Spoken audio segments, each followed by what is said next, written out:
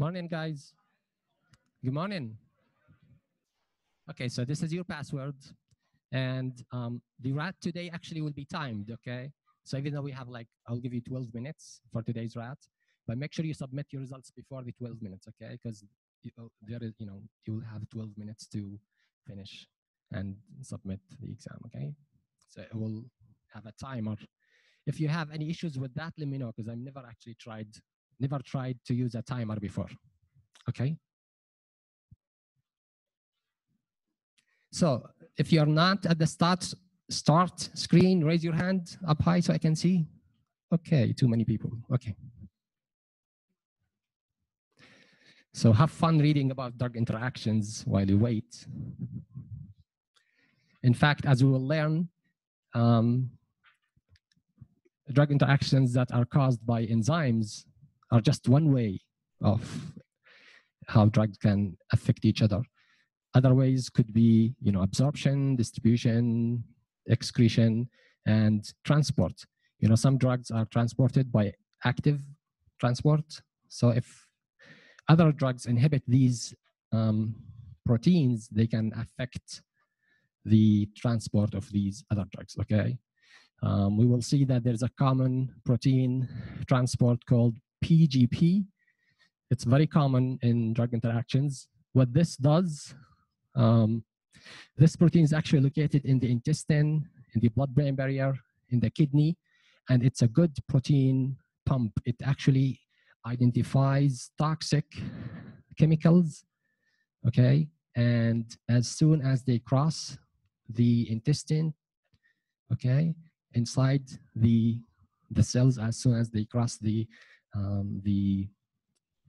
intestinal cells, they recognize them and bring them back, push them back to the, to the GI tract. They push them back, okay? So they are good because they protect us, but then when we need to administer drugs, we really want these drugs to be absorbed. So some of these PGP proteins, they would detect these drugs and treat them like toxic chemicals and then push them back out of the cells to the GI. All right, let's see how many is not at the start screen. 2, 3, 4 people, okay. So I'll continue my story then. Okay, so these PGP proteins are also located in the blood-brain barrier. So again, drugs that pass the brain, if they are defined as toxic, then after they pass to the inside the cell, inside the cells, these proteins take them and kick them out again. They're also present in the kidney, okay? So some drugs inhibit this pump, and then you will have more of the more drugs getting inside our body, okay? Okay, let's try again. Who's not ready yet? Raise your hand up high so I can see you.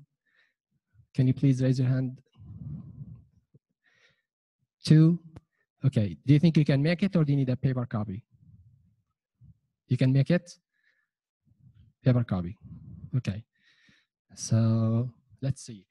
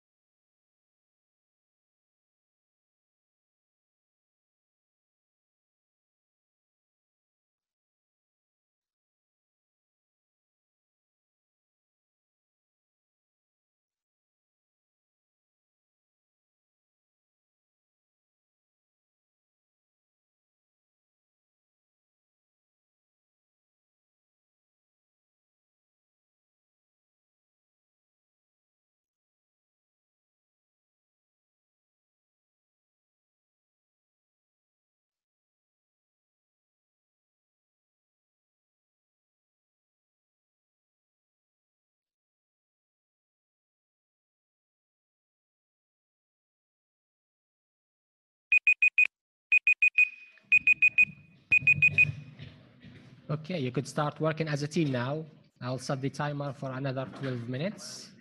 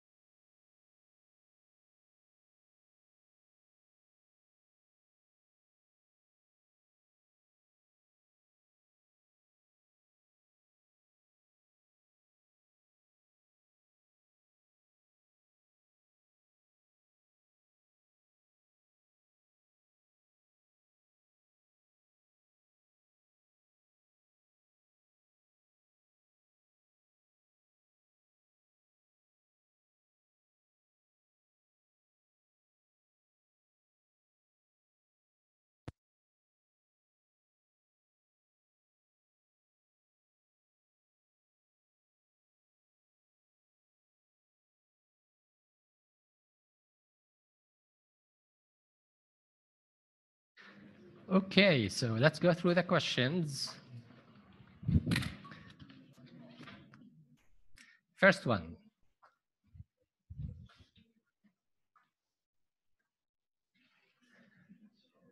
The metabolic reaction of aspirin, as in the figure here, represents what? We all know it's hydrolysis. Thank you. Guys, anytime you see an addition of H2O, it's hydrolysis, okay? Can you give me examples of hydrolysis? Ester, breakdown of ester by which enzyme? Esterase. And the breakdown of amide by amidase, right? I know some people are looking at me and saying this is like a reduction or oxidation reaction. Well, all reactions are either could be a reduction or oxidation depending on whether they, you know, the electrons where they move from one side to another. But per the classification of, you know, for the goal of our metabolism, the way we classify these reactions, we're going to go by, you know, oxidation, hydrolysis, you know, reduction, and all these that are listed in the notes. Okay. So, any issues with this question? Good. Yes.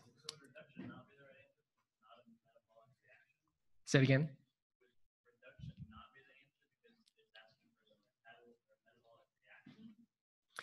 Okay. So, because based on the classification we have for the different metabolism, you know, ways of metabolizing drugs, it classifies as hydrolysis.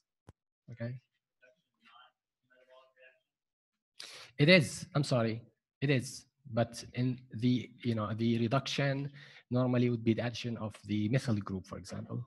Okay. So the addition of a methyl group or, you know, removing an oxygen would be an example of a reduction. Okay. It's like, okay. All right. Any other questions? Okay. So the next one, we all know it's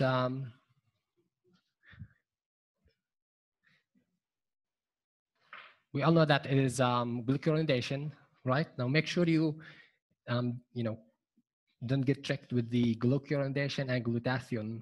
Okay, they're very close, so just don't get confused. In the case of the glucuronidation, you always have this ring, the 6 atoms ring that is full of polar groups. Okay, and it is attached to an oxygen OH here. In the glutathione, you will see in the example in the notes, it has how many amino acids? 3. Can you name them?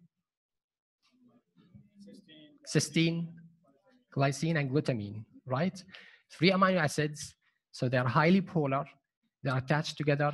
And these 3 amino acids are normally the ones that are used. So it's like a chain of 3 amino acids, okay? In the case of the glutathione conjugation. And we will see why is it called conjugation. We will see the difference between phase 1 and phase 2 in the first application, okay? So any issues with this? No?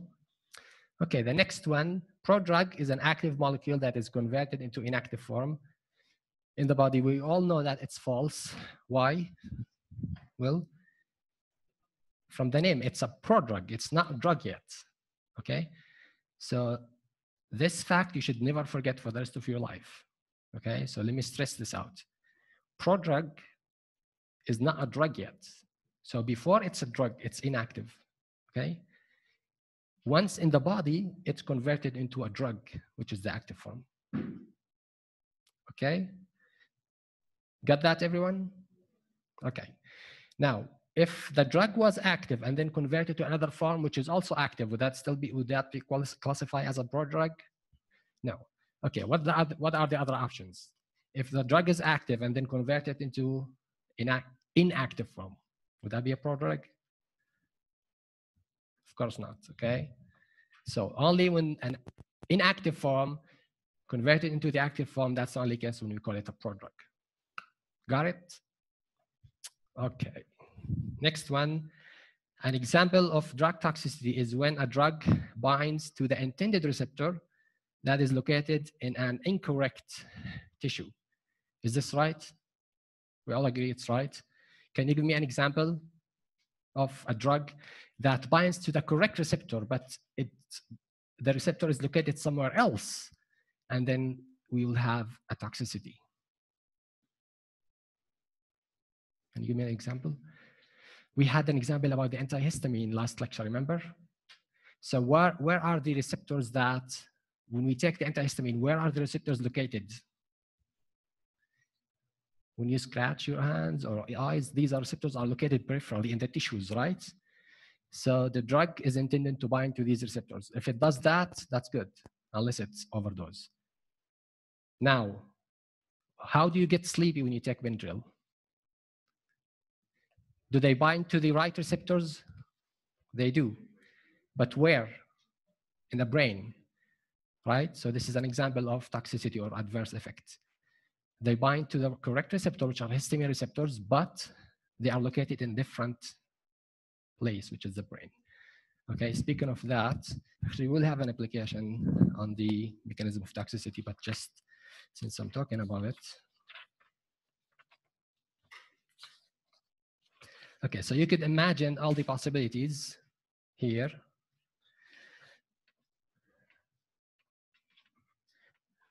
So we could have a drug that, you know, binds to the right receptor, but I mean, right receptor, the right tissue, but if it's at higher dose, then that still causes toxicity.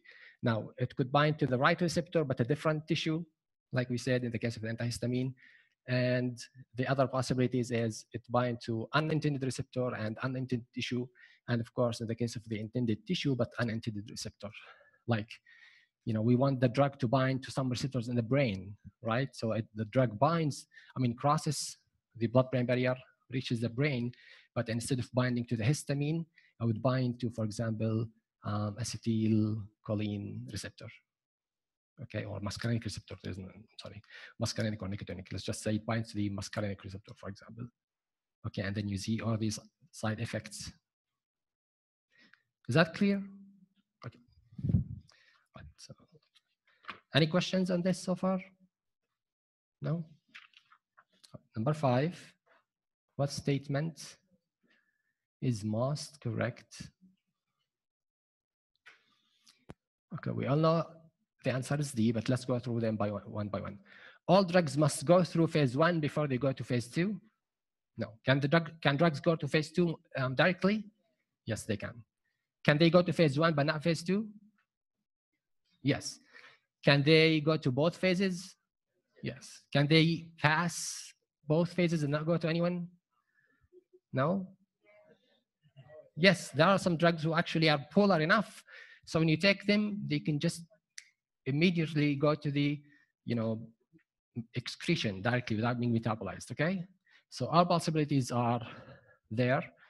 The most common approach is that the drug goes to phase 1, gets, you know, functionalized, you know, and function group is added, and then goes to phase 2, and then get conjugated with one of these, you know, extremely large molecules that we'll talk about this soon.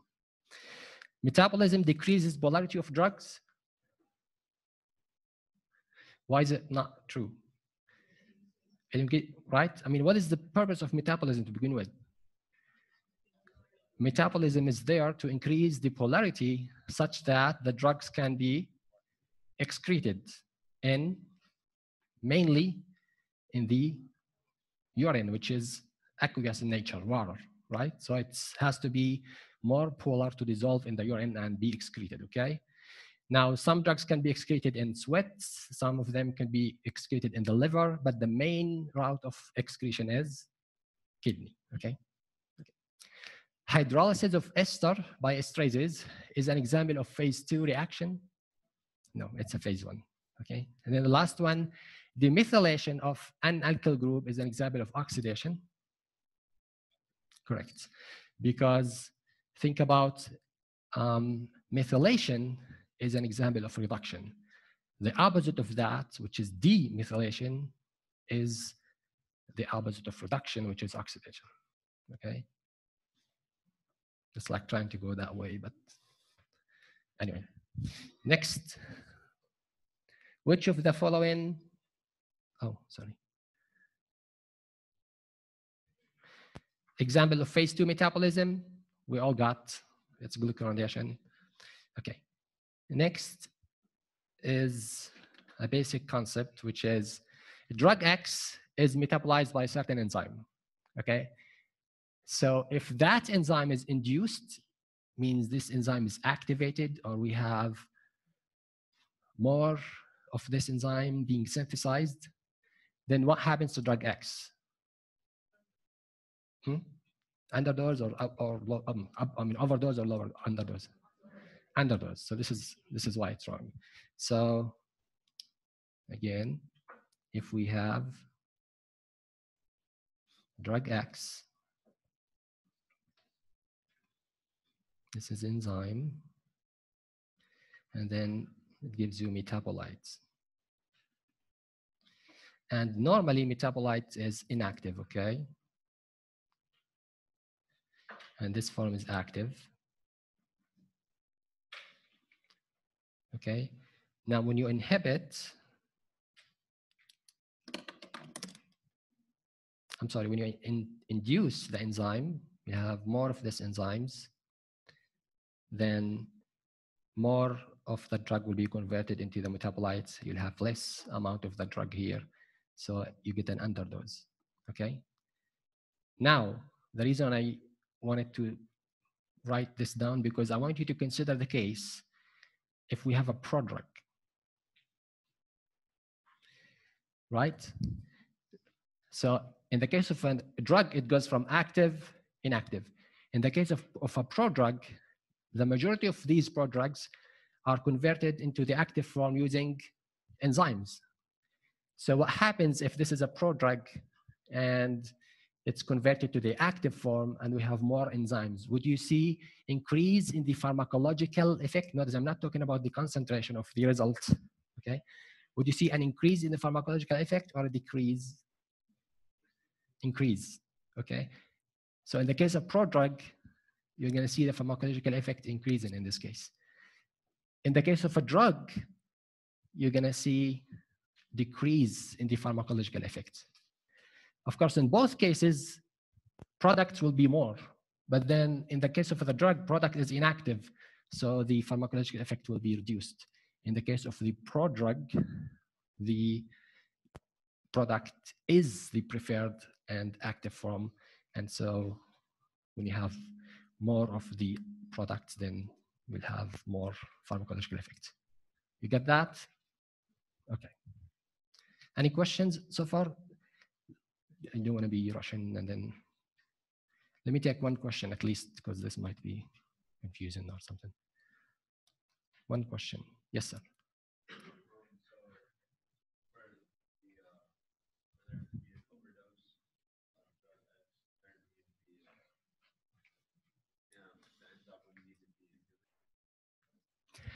Okay, in order to be an overdose, you said? Okay, in the normal drug, not prodrug, okay? So the question is, how can I have an overdose in a drug, not a prodrug? Would I need to inhibit the enzyme or activate it? Inhibit, right? Because if I inhibit the enzyme, you know, let's say we inhibit the enzyme. Okay, so you block this step, what's gonna happen here? You're gonna have more of the drug. So that's an overdose, okay? Since we're using the same colors here, let's say in this case, we'll have less. Make sense? Okay? Now again, think about a prodrug. You're gonna see the opposite effects, okay? That's a good question. More questions about this? Are you okay, Adishola? No questions? Yes, ma'am. Say it again. We're talking about the effect for the prodrug. Yes. That is definitely gonna it's gonna be like increased if you have it reduced. But what about the? Did you say anything about the quantity? Yeah, so quantity, I mean, as far as quantity, it applies, I mean, the same concept applies to the drug. So in all cases, if you inhibit the enzyme, you're gonna have more of this quantity, okay? If you increase the enzyme or induce it, you're gonna have more of the product, regardless, in both cases, drug or prodrug. Now, think of the case of the drug. When you have more of the, on this side, reactants, you have more of this, then you're gonna have more pharmacological effects, okay? In the case of the prodrug, if you have more of this, you're gonna have more pharmacological effect, okay? So, I mean, that's a good question. Guys, remember, you need to differentiate as far as quantity and as far as activity, pharmacological activity. Both drugs and prodrugs, if you inhibit an enzyme, you have more of the reactants and less of the products. If you stimulate the enzyme, you have more for products.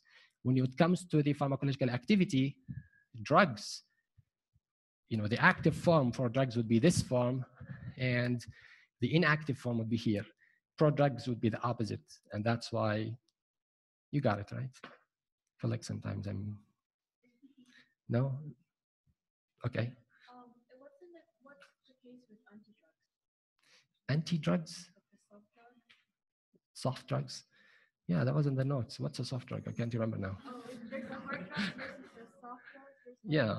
Where the hard drug, it doesn't really go through it cannot be touched by metabolism. Okay. Soft drugs go to the metabolism and okay. Okay, so both are drugs. All right, so the same concept applies to them as far as drugs. So we're not talking about prodrugs here, okay? Right. So, I mean, just the soft and hard. So the soft drugs are metabolized more often, hard drugs less often, but the same concept applies. It's as far as they are drugs, okay? Okay, so we will visit this again in the applications, okay? Don't worry if you don't get it now, okay?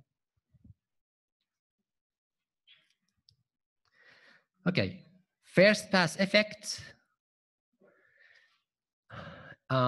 induces only drugs that are administered orally. We all know it's false.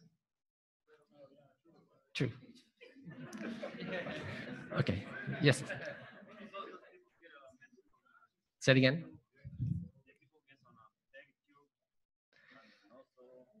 Like nasal inhalation, or is it like? Oh, as far as goes through anything that goes to the GI, it will go through the first pass effect, okay? Well, it's. Yeah, but okay. So if you inject something in your stomach with an injection, would it still be oral or no? Yes.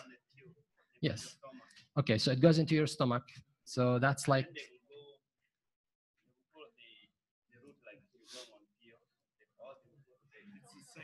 Okay, you guys are tricky. Okay. I know. I know what he's saying. Like, some people cannot swallow the pill, so you give them the pill through the G, but it's a pill, so it's orally, right? Yeah, you crush them and then you put it in your stomach, but it does not go through your mouth. It goes through like. Okay. I'm not buying this, by the way. But nice try. Exactly. If you inject the medicine inside your stomach, yeah, in the vein, straight to the vein, to the liver. Okay. No. I know you're looking for a bonus question, but not on this one. Nice try, though. Right. Any other questions? Yes.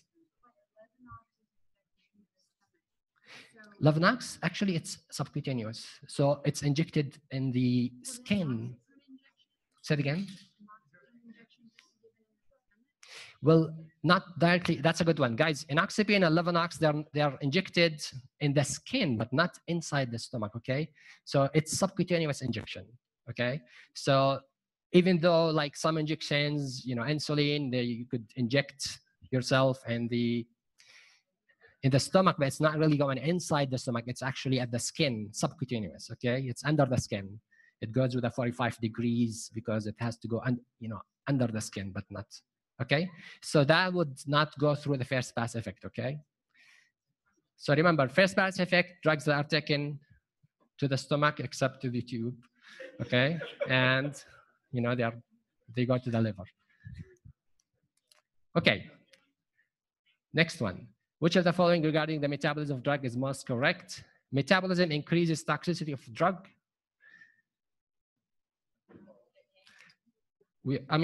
Okay, most correct, okay?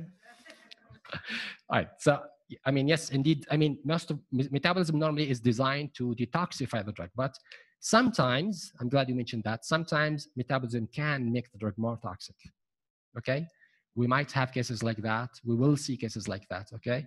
But normally, it detoxifies the drug. That's what it's for, right? Okay, metabolized drugs are more difficult to be excreted from the body.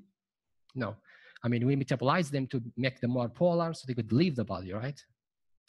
Metabolism increases the activity of the drug. No, usually drugs are reduced in activity, right? The only case you will see an increase in activity is if you have a prodrug, okay? In fact, sometimes a drug could be active, and then when it's metabolized, it becomes even more active. Would that classify as a prodrug? No, okay? So only if it's inactive, becomes active, that's the only case we call it a prodrug. Anyway, but that's an exception, okay? And number 8 is an exception. Metabolism increases aqueous solubility of a drug. I think we'll agree on this is that most correct one. Number 10, what enzyme is responsible for metabolism of most drugs? 3A4. In the chart, this is actually the most common one, okay? So you will see that majority of drug interactions that goes through the enzyme is because this enzyme is either inhibited or stimulated, okay? Now, as far as inhibition, the drug can be inhibited. These enzymes can be inhibited by, can these enzymes be inhibited by substrates? Can the drug be metabolized by an enzyme? And at the same time, this drug inhibits this enzyme? This is one of the exercise questions, right?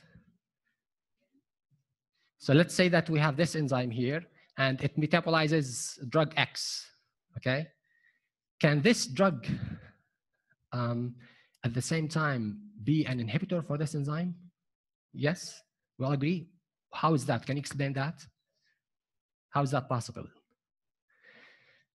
How could a drug be metabolized by an enzyme and at the same time inhibit this enzyme? Think about the enzyme antagonists. How do enzyme antagonists work? Huh? They form covalent bond, or even if they don't form, they could be reversible, right?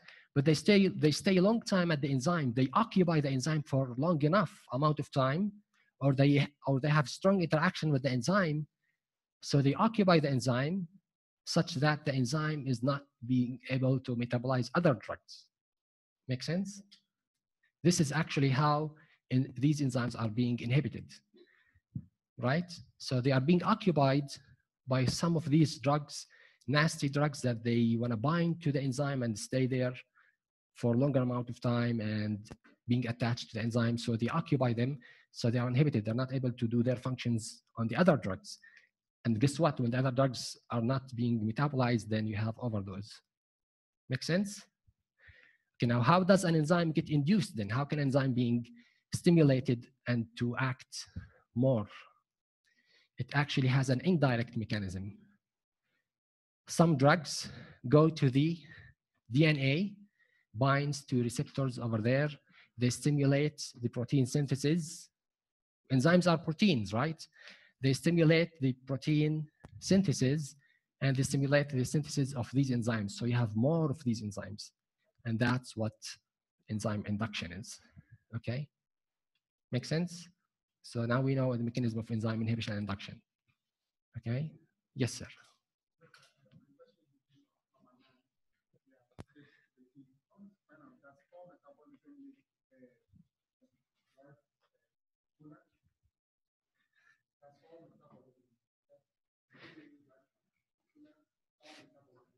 Yes, normally metabolism makes the drug more polar, correct? Yes. Yes, of course. Where? Are you talking about question number 9? So metabolized drugs are more difficult to be excreted, increase the activity, so increase the aqueous solubility of the drug. So it makes it more polar, so it increases the aqueous solubility, right? So, I mean, don't you think that this is the most correct answer? So these are, I mean, I know you can argue about the other options, but these are exceptions. I mean, so in some exceptions, toxicity can increase. In some exceptions, the drugs cannot be excreted, but these are, exceptions. But the most correct one is D, okay? Say it again. There is an exception with D, yes, there is an exception. Yeah, there might be an exception where metabolism can decrease the aqueous solubility. But again, that's an exception. We're looking at the most common, okay?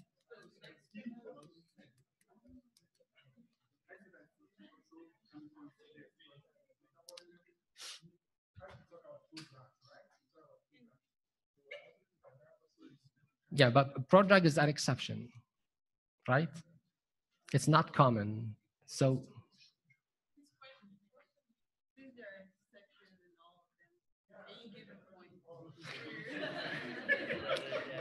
that's the bottom line, right? So since there is an exception, why just give me the point for that, right?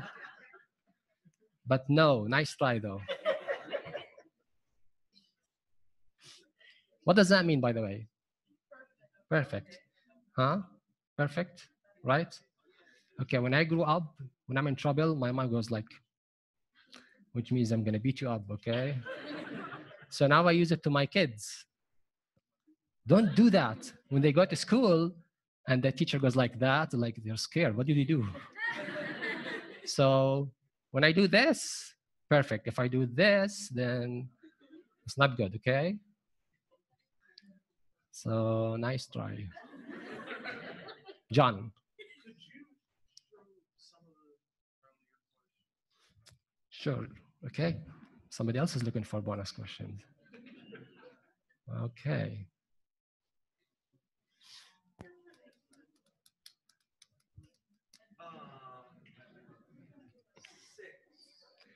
Yes.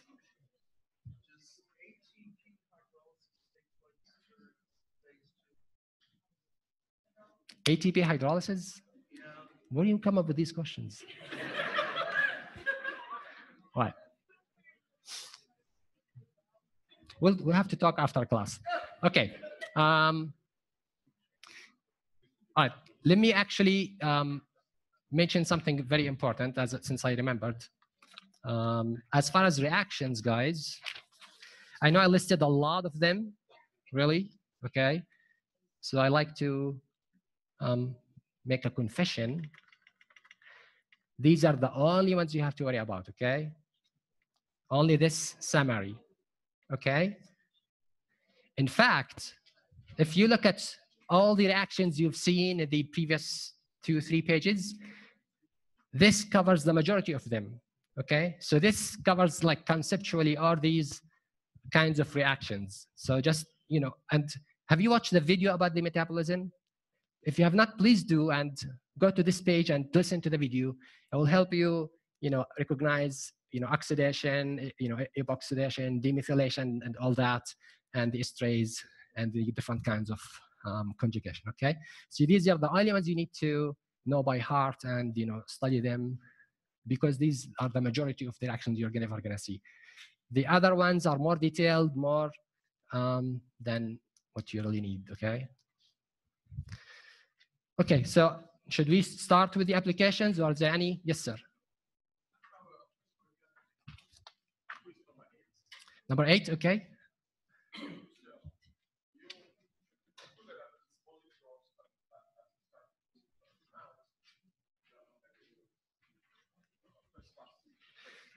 Yeah.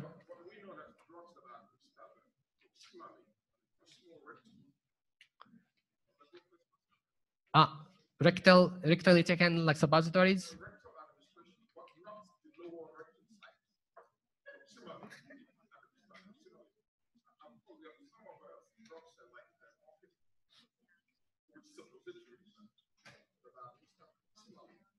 Okay.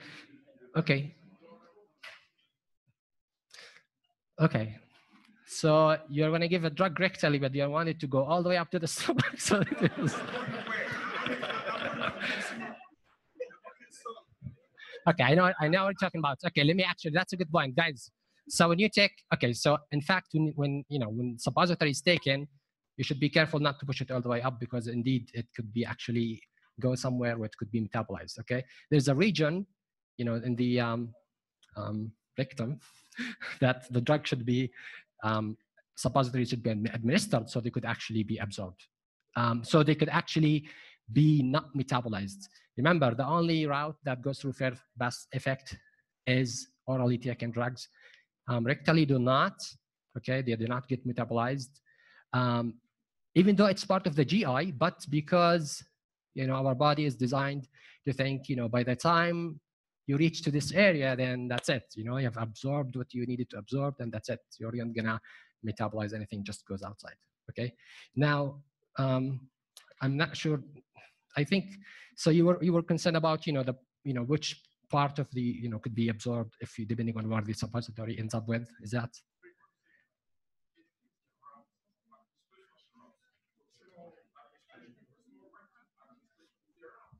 Right, but does it go through first pass? Well, as far as I know, rectal route, they don't go through first pass metabolism. Yes, yeah, right, and it goes through the first pass effect. Okay, is that an exception or a normal? But it says only in your question. Your question says only. Right. Because of the word only. No, I'm not convinced. No. Okay, so well, let's talk about this after class. Okay.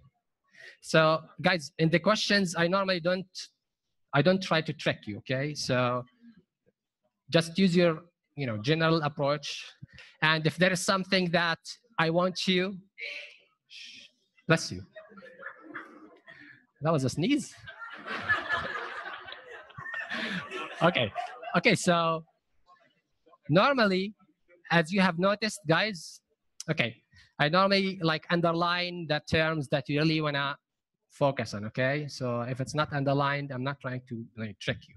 Okay, and then I also go at the results and see the performance of the students, make sure that majority of them get the question. If I see like something wrong with the answers, then I fix the question. Okay, anything else other than bonus questions? Right. When I start thinking about education and learning more than points and exams, okay? So these points come, naturally. Okay, good. Everyone is good so far? Okay, so let's start with the first application. The first application is very simple. It talks about the first pass, the phase 1 and phase 2. The goal of this application is actually to help you understand what is the difference between phase 1 and phase 2. Why do we divide them into 2 phases? Okay, and what is meant by functionalization and conjugation? Okay, so let's see. So the phase 1, we refer to it as attaching a handle or a function group or an anchor to the drug. And then in phase 2, we use that anchor to attach, this bulky molecule of the glutathione or the sulfate or the glucuronic acid. Okay, so to save the time, and because I know we have covered basic concepts, I'm going to start with a demonstration here to show you what's the difference. Okay, so let's do that. And I will need 3 volunteers here.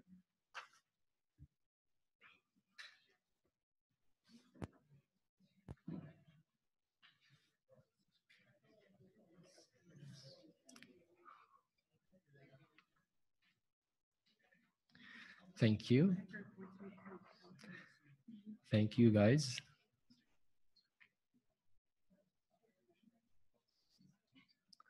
Okay.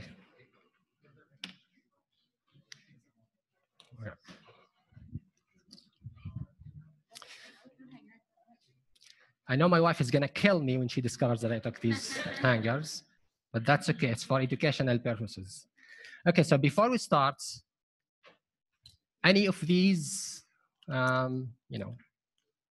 hooks, thank you, represents an OH group like this, or an H2 or COO minus, anything that's a polar group, but mainly OH group, really. Okay, mainly OH oxidation. That's why majority of the phase 1 reactions are actually oxidations. Okay, so if you want to take one message, just think of phase 1 as oxidation through the CYP enzymes. Okay, and then phase 2 is a conjugation. Now, so in phase 1, the drug will be given one of these OH groups, okay? And phase 2, we have something like this, which is the glucuronic acid. Have you noticed the 6-member ring, the glucuronic acid, how many OHs it has and COOHs? So this represents one of the glucuronic acids, okay? So it could be glutathione, and in that case, it would be like, a chain of amino acids, or it could be sulfate, or what else? I think these are 3 major things, okay? So phase 1, who's going to be phase 1?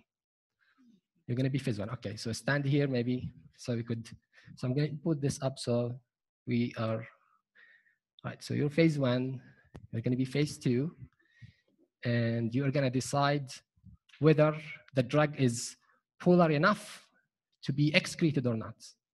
Okay, so you're going to be the excretion part, okay?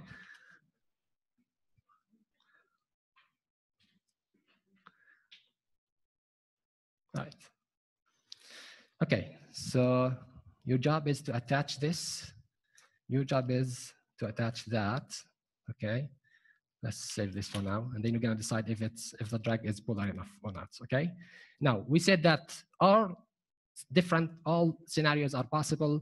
I'm the drug, I could go through phase 1 to be excreted or not. Just imagine all the possibilities, okay? Normally what happens is, I'm a drug, I'm going through the metabolism. It could be the first pass effect, or it could be any of these effects. The only difference when you take a drug orally is it goes to the liver first and then to the rest of the body. If anything but than orally, injection or intramuscular, topical, anything, it goes to the circulation first, okay, and then it passes to the liver, and then we'll see this happening.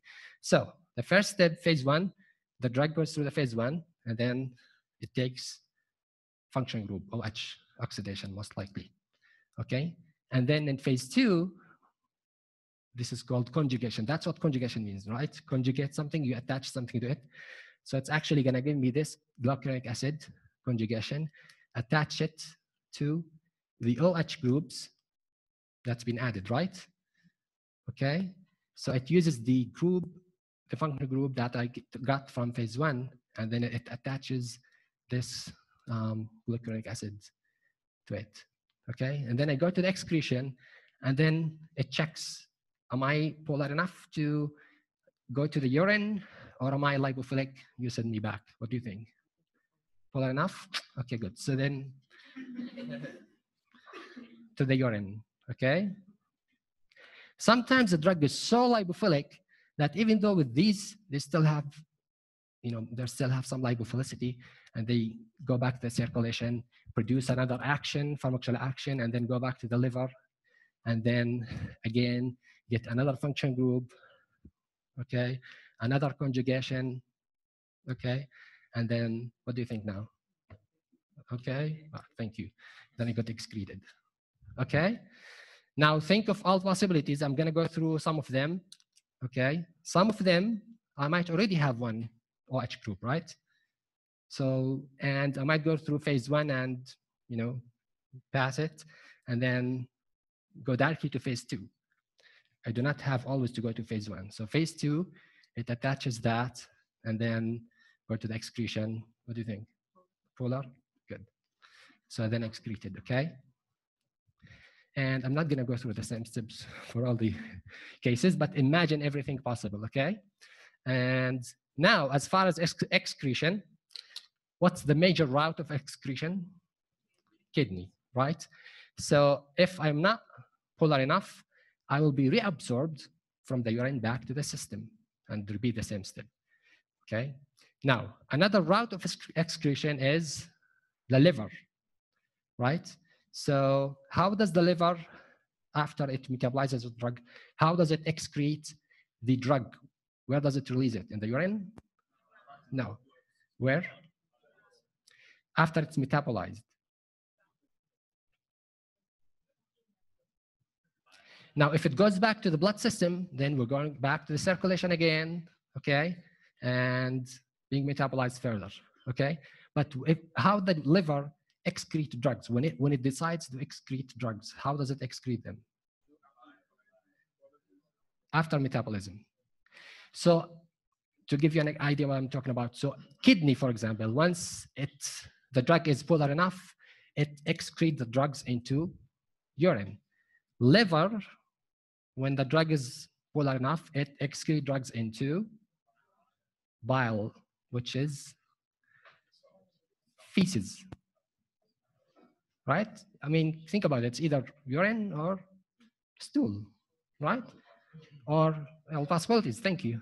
Or sweat, or the tears, or mucus, whatever. But let's talk about most common routes: urine or stool, right? So in the cases where the drug is polar enough, the liver sends it to the stool. Where in the stool? Through which route? The bile duct. Okay. Now, where does the bile duct release these drugs? At what position in the intestine? In the colon? In the duodenum? You guys remember your anatomy and physiology? Duodenum and jejunum? All these nonum thing? Okay. So it excretes the drug over there. Okay. So it's part of the small intestine. So can the drug be reabsorbed again? Yes, it can.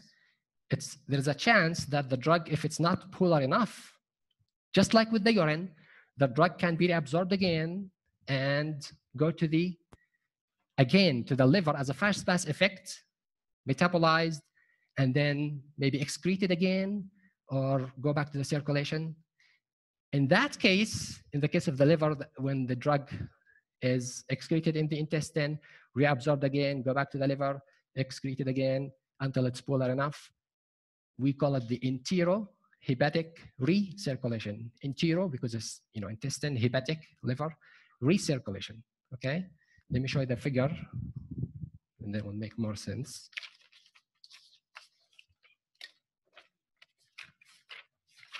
Okay, so thank you, Kendra. Thank you. Okay, so this is the gut. This is the small intestine. Drugs are absorbed. They go into the liver, metabolized, first pass effect. They are excreted. Some of them, okay? So, majority of drugs are excreted in the urine, but some of them excreted in the liver. If we want to classify them, we say, kidney is number one, liver is number two, okay? Anyway, so they go to the liver, excreted, released through the bile duct again to the intestine, and if they are not polar enough, they could be absorbed again and go the circulation. Okay, make sense? So this is called the enterohepatic recirculation. Why is this important? Because believe it or not, some drugs will be reabsorbed and then metabolized and go back, and it's the second time when they actually get reabsorbed is when they get activated. So we'll talk about drugs like that. Okay, and then also consider the case where you want to get rid of the cholesterol and the reabsorption of these bile acids. So by blocking the reabsorption of the bile acids, because by the way, bile acids also go through the enterohepatic recirculation. Okay, they're excreted, reabsorbed, excreted, reabsorbed. Okay, so to prevent the reabsorption of these bile acids, to get rid of cholesterol, lower the cholesterol and triglycerides, then we block the absorption. We block this circle. Anyway, but that's something we'll talk about later. For now, I want you to know that number one is urine, number two is stool. And just like in the urine, the drugs could be reabsorbed. Also in the stool, these drugs released from the bile duct could be reabsorbed. Okay? Why is this important? Why do we care about which route the drug is metabolized to, which route the drug is excreted from, and whether it's extensively metabolized by the liver or not? Say it again. When design a drug, yes, of course, you want to balance, make sure it stays long enough. But I wanted to link something else, link this to something else, which is when you have hepatic failure, renal failure, is that was in your mind, you guys? Okay, so I can read your mind. Scary, right? So when you have a hepatic or renal failure, then guess what? If you have a drug that's being metabolized extensively by the liver, and you have a hepatic failure, right? And you have another drug that is not being extensively metabolized by the liver, maybe minor, metabolized by the liver only in a small amount, which one are you going to choose? The other one, right? Now think of the other scenario. If you have a renal failure and you have drug excreted by the urine, another one excreted by the stool, which one would you choose? The one with the stool, right? What if you have no choice, two drugs excreted through a route, and this route is defective? How can you fix that? Change them? Well, if both drugs are excreted through the liver or through the kidney, and we have problems with liver or kidney, so you have no choice but to give the drug. How can you fix this problem? Yes, ma'am? Yes, adjust the dose, right? You could actually adjust the dose. And in this case, because the drug is excreted, and if you have failure in the excretion metabolism process, then what you're going to do with the dose? Increase it or decrease it? Decrease it. Okay, so you do dose adjustment. You will learn about dose adjustments for depending on what's the status of the liver, of the kidney, what's the status of the drug, how far it's metabolized, and then equations that you're going to use for adjusting the dose. So just keep that in mind, okay? So whenever we visit these nasty equations of how drugs are metabolized and whether they are metabolized to a certain percentage or how they are excreted, then I want you to realize why is this information important, okay? Because this is the information we use if someone has kidney or liver problems, okay? Sounds good? Okay, I'm sorry to hold you too much, but thank you so much. You did a great job. Thank you, guys. Thank you, Kendra. Okay, so I know you have lots of questions before we move to the next application. So hit me. Questions or shoot me, whatever the term is. Yes, ma'am. Okay, the page where the phase 1 and 2, this one. Okay, yes, the top one. Okay. Oh, you need a break, don't you, guys? Okay, so let's finish this and then we'll take a break. But if you really have to go, that's fine.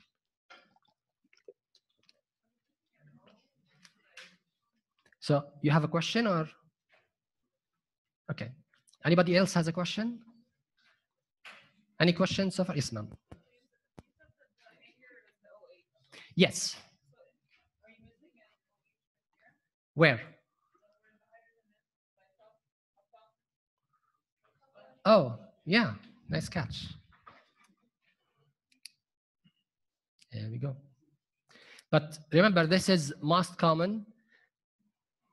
I mean, conceptually, this is just a, conceptually, this is what happens. I mean, if you look at the glucuronidation, it's actually, I think it has COOH on one part, it has an oxygen and one of these carbons, but you got the idea. So, and the same for the glutathione. Glutathione is not even a circle, it's just 3 amino acids, right? But they are highly polar. 1, 2, 3 different amino acids that are highly polar. All right, one more question and then we'll take a break. Yes, ma'am.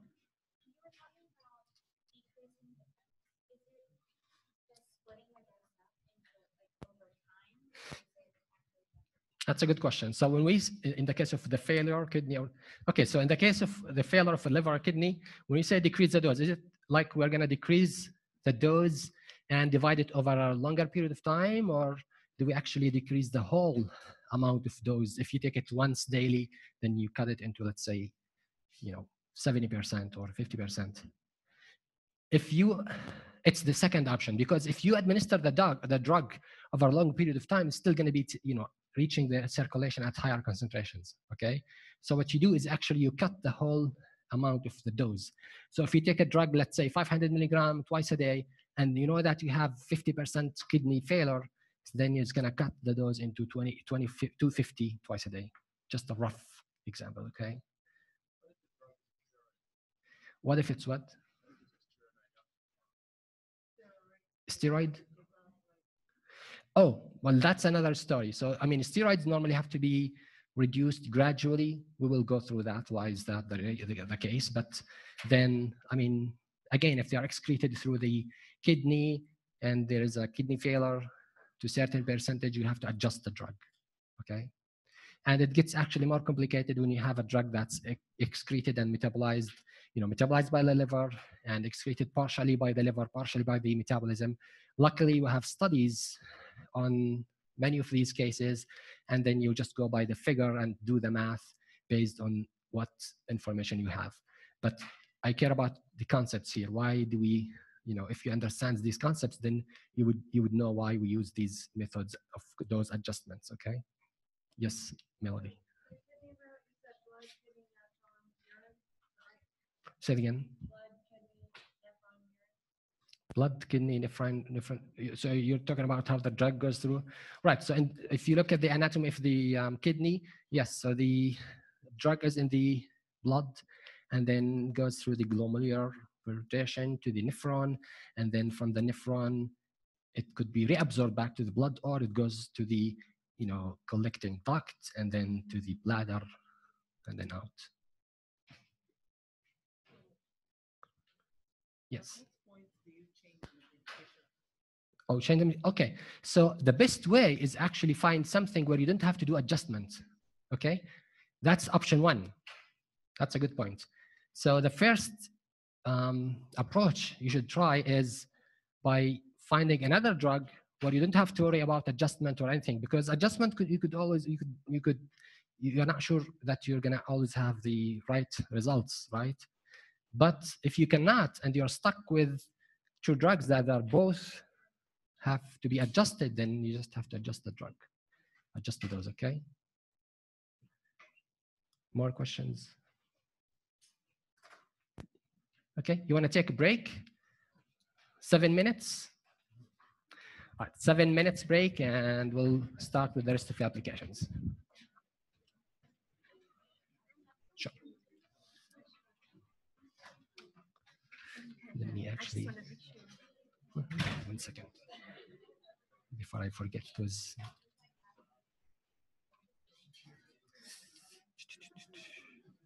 okay, I'm sorry, yes.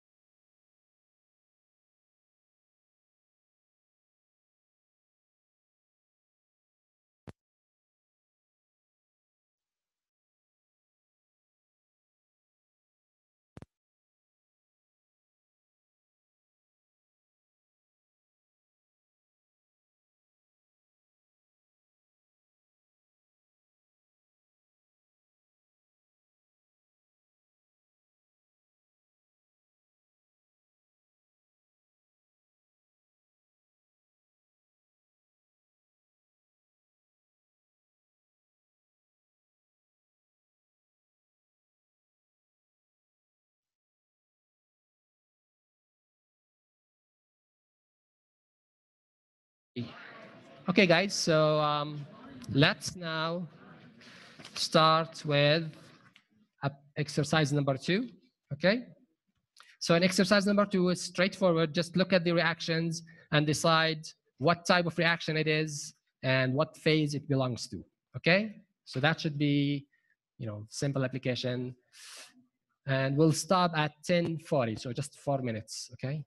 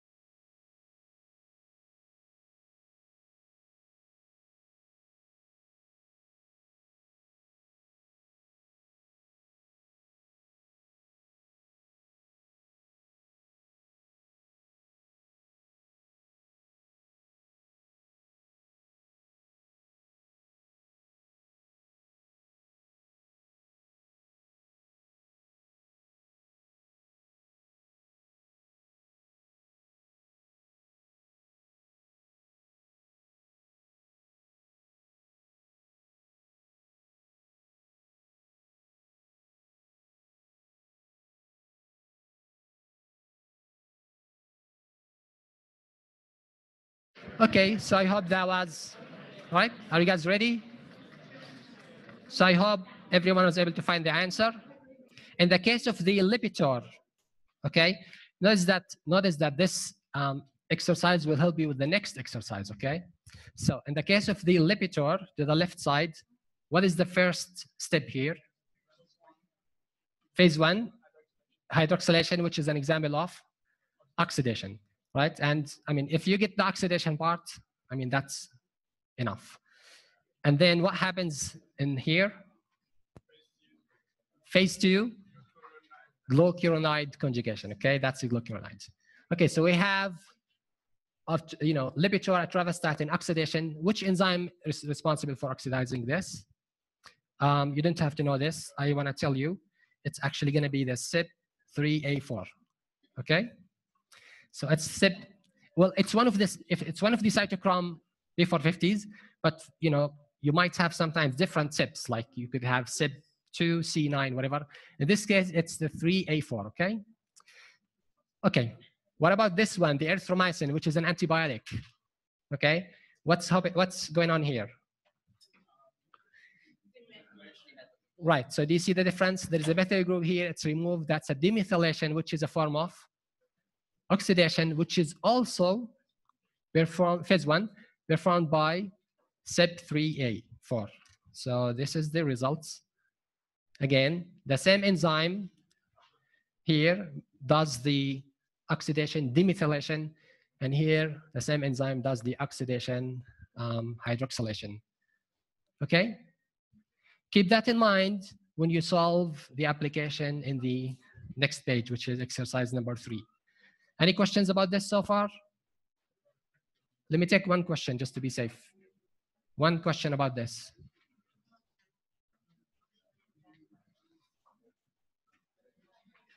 No questions? Okay, we'll start working on the next application, which is exercise number 3, okay? And then be prepared to share your answer and defend it. So we're gonna select one of these options, A, B, and C, okay? So study this, see what's gonna happen, and then you're gonna make sure you have the cards with you, okay? Are you guys with me? So make sure you have the cards. Yes, ma'am, you have a question, Cheryl?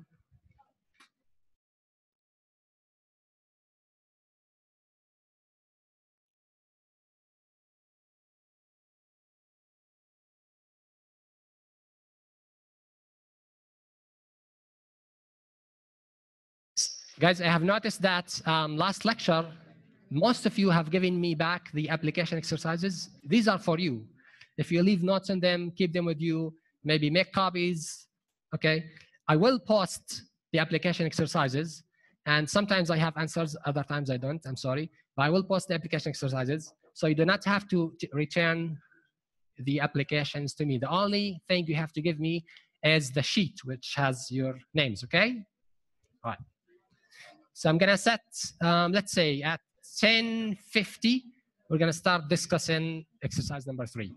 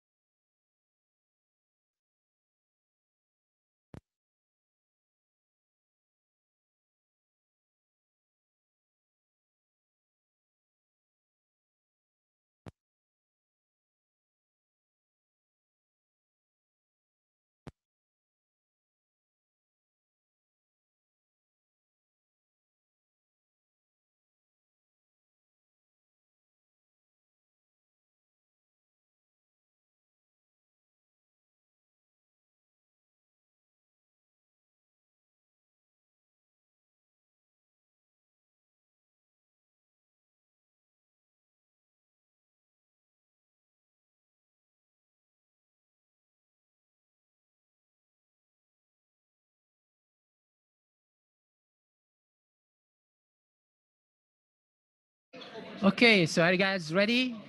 Are you ready to share your answer? Okay, so at the count of 3, you're going to show me your answer.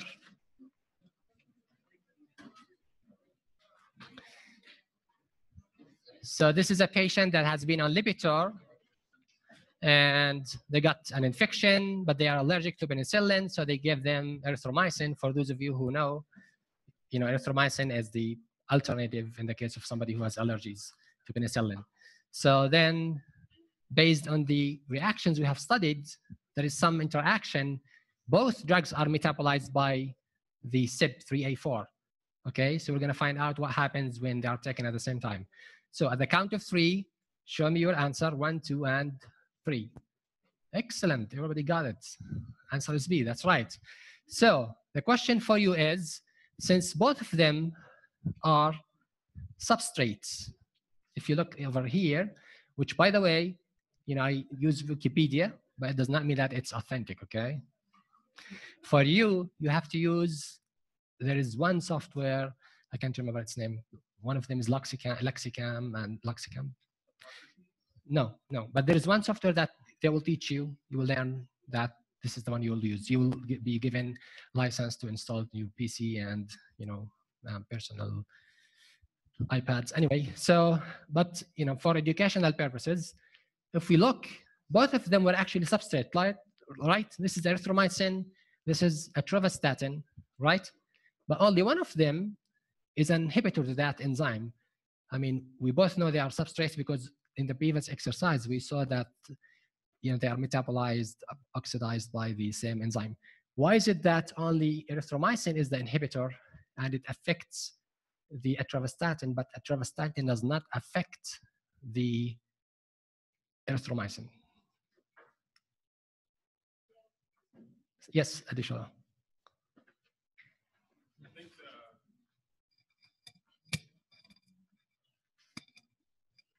So I think the reason why erythromycin is the inhibitor is because, number one, if you look at the structure, it's got more of the I'm sorry, I can say that word, glucuronide, making it more hydrophilic, and it's going to bind more to the enzyme, and it's going to prevent atorvastatin, which has less of that compound, to bind to the enzyme.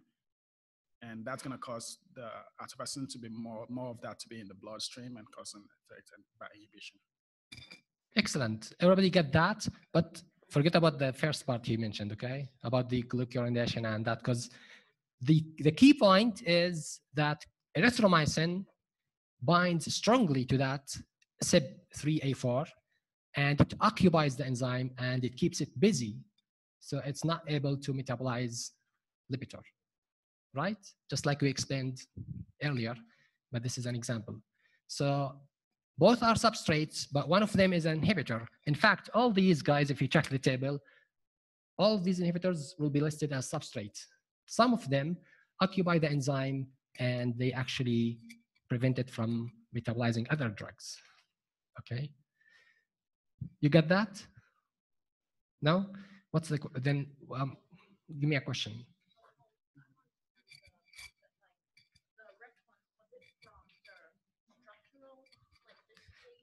Actually, no, don't worry about the structure. The only thing I want you to know from this exercise is the fact that they both utilize the same enzyme, CYP3A4.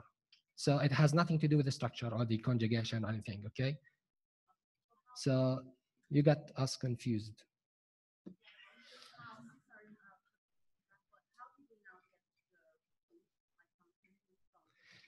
How do I what? I'm sorry.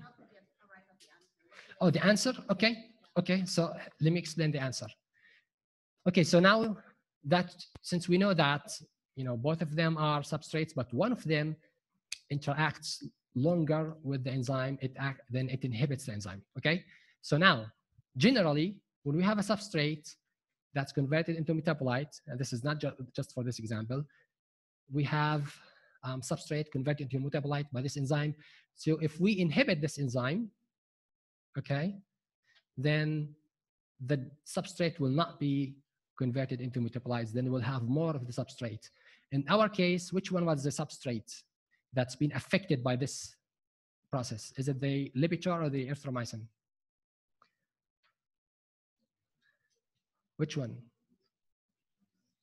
Okay, so Lipitor in our case was the one that's been affected. Erythromycin was the one that was inhibiting the enzyme. Okay. So erythromycin is the inhibitor. It's going to inhibit this enzyme, and then it's going to prevent the metabolism of the Lipitor. Then you'll have more Lipitor in the body. You'll have side effects of Lipitor overdose. What's the side effect of Lipitor? I know you don't have to know the answer. I'm just curious if somebody has ever thought or seen. Statins in general, huh? No. Statins generally have a common side effect, which is called myopathy, muscle pain. Okay, it's very common. Okay, so when you have more of this drug, you'll see more of the muscle pain because the muscles are being degraded. In fact, if too much degradation for the proteins in the muscle continues, then it goes into the kidney, and then it can cause kidney damage, kidney failure. It could be, it can cause death. We'll get to that. Okay. Any questions about this so far, guys? Yes, ma'am.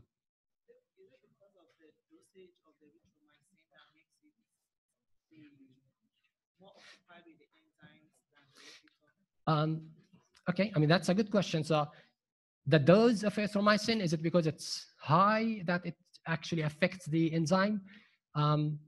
So, I mean, of course, dose has to do with the inhibition. If you have less of the antibiotic, then the inhibition will be less, right? Just like we have studied before, two factors affect which one is going to win when they compete at the binding site. One factor is how much of the drug we have, concentration. Another factor is how strong the interactions are. So of course, dose is one factor, but I'm not sure really if it's because of the concentration or not. But it won't make a difference because we have to give this concentration. This is the effective concentration. We cannot give less than this dose because then the drug, the antibiotic is not going to be effective. Yes, ma'am. For this question, yes. When you look at the options, yeah, you don't need the chart. You don't need the chart. Okay. Right. You mean this chart? Right. You don't need it because there's only 3 options. Like you can come to the answer without using those charts at all. Like you don't need it. Because well, how do you know which one is an inhibitor or inducer? Because what if, I mean, that's a good question. What if the erythromycin is an inducer? See, the reason, guys, the reason I gave this table for you is to look at the inducers and inhibitors, okay? Because some drugs could be inducers, and then they would induce the enzyme, and then you'll have less effect of the inhibitor, okay? Yes, and normally I would either give you this chart, or I would, tell you, in a note that, oh, by the way, this drug induces this enzyme, or this drug inhibits this enzyme. Okay, I like to give you the chart because I want you to think of all the possibilities. The drug could be a substrate to the enzyme. It could be also an inhibitor. Okay, and most inhibitors are actually substrates, or it could be inducer, and those inducers, they actually have a different mechanism. They go to the DNA and stimulate the synthesis of the enzyme. Okay, and indirectly. Okay, I know you have 2 questions. You started first. okay, so and this is only for the CYP3A4 and CYP3A4 interaction. So if it was 2 different substrates, then you would need a totally different. Excellent question. Yes. So this chart talks about CYP3A4. Okay, and because both drugs are metabolized by the same enzyme, then we have to look at the chart and see if one of them inhibits the enzyme or not. Now, what if, for example, erythromycin is metabolized by another enzyme, CYP3, 2C9, okay? Then, first of all, you're not gonna even see it listed here, right? So, if one drug is metabolized by one enzyme, the other one is metabolized by another, there's no interactions, okay? And even if you have one table, then you're not going to see both of them. You're just going to see maybe one of them, and then if you check the other one, you're going to see the other one there. So that's a good point. Yeah, only when they, are metabolized by the same enzyme is when you have to worry about interactions. Now, you will not have to memorize these, but these are the mechanisms that are used when you check a prescription out before you actually at the final checkout. Actually, some pharmacies do it initially at the beginning. So when you have patient profile and you have all the drugs that this patient is taking, and then now suddenly he's taking a new drug, when you fill the prescription, the computer should give you a flag and says there's a major interaction or a moderate interaction or a minor interaction, okay? And then you should address that interaction, consult with the doctor and see if he has. Normally doctors have, pharmacists at their institutions, they check these interactions and they tell them, because of that, we're gonna give less dose. So they have already taken that into consideration. So you would call, just to be safe, you would call and then they would tell you, oh yeah, we know this is the case. That's why we're not giving the 10 milligrams, we're giving them 5 milligrams because of that. Or maybe instead of 10, if they have to increase it, they will give 20. I have seen a case like this actually, where somebody was taking erythromycin and they've been on Lipitor. And one of the ways of managing this was to, during this 10 days that the patient is taking the antibiotic, just stop Lipitor, okay? You're not gonna die if you stop Lipitor for 10 days. It's not like one of these maintenance medications like blood pressure or something that's really, gonna affect you immediately. So stop Lipitor for 10 days, take the antibiotic. Once you finish, go back and continue. How do I know which option do I take? There is a book I will share with you that shows all the top 100 interactions and how to manage them, okay? And there's an exercise today that will just touch on the basics of how you address these interactions, okay? Okay, questions? Yes, sir. What if both are inhibitors? Okay, so what if both are inhibitors, guys? What if I give, for example, let's say erythromycin and, amlodipine, okay? So both are substrates and inhibitors. So, I mean, conceptually, what do you think? Which one is going to be inhibiting the one more than the other one? The stronger one will inhibit the enzyme more and it's going to affect the other one more, okay? So, I mean, I know you probably want to see like what's the answer, but it depends on the case. And normally you would have to wait, which one is affect the other one more. And, based on how strong this one affects this, then you might want to reduce the one that's been affected the most. If they are both equally affected, then I would adjust the dose for both of them, okay? So if they both inhibit the enzymes, then I would give, less dose of both of them. Make sense? So, I mean, all scenarios are possible, but when you understand the concept, then you would know why you're doing this. You will have, of course, protocol to follow when you have these interactions, but it makes a difference when you understand why you do these protocols instead of just saying, oh, I'm just going to follow this protocol, okay? So, and once you understand why we are doing these adjustments, those adjustments, then it would make sense when you follow a protocol. These are good questions. Keep going. Any other questions? Yes, sure. Let's look at a situation. Let's just assume the erythromycin is an inducer. Sure. So is it going to be like having fussing like an underdose for the Lipitor? If you had that scenario, it's like Yes, you got it. Yeah, it will cause an underdose of the Lipitor if it's an inducer. But what about the drug itself, like the erythromycin? What's the effect? In this case, erythromycin by itself is not being affected because Lipitor is not an inhibitor or an inducer. Okay, so you're going to have erythromycin broken down. Yes, erythromycin wouldn't, yeah. Erythromycin is gonna, it's not gonna be affected by anything. It's just gonna be metabolized and that's fine. You're welcome. Now, to make you even more confused, right? Think about a prodrug, but this is not something I'm going to talk about. You're going to figure it out yourself, okay? But that's going to be in the exam. So think about a prodrug. But if you understand the concept, then it should be common sense. All right, questions about this so far? Yes, sir.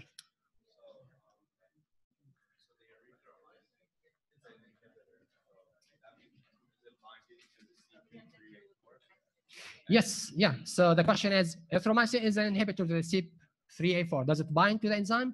Yes, that's how the enzyme acts. It actually, the enzyme takes the erythromycin, metabolize it into something else, oxidize it. Like we saw the interaction, it hydroxylize the erythromycin.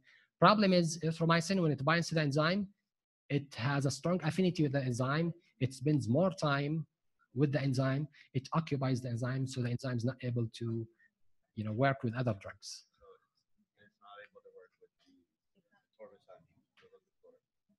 Correct. It's not able to work on the Lipitor, and that's why Lipitor will have higher dose of that. So if it's not able to work with the Lipitor, yeah, it would be higher dose. Right. So so when we decided to give 10 milligrams of Lipitor, we had in mind that, okay, let's give 10 milligrams of Lipitor, and this 10 milligrams will be eliminated out of the body by this enzyme. We did the math already, right? So now we did not take into consideration that there might be any interactions, okay? Now erythromycin comes in, it occupies the enzyme. So now this 10 milligrams are actually staying longer in the body, and they are accumulating because they are not being metabolized.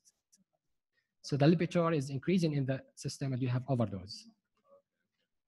As far as pharmacological effect, what do you think? When you have more of the drug accumulating in the body, what happens?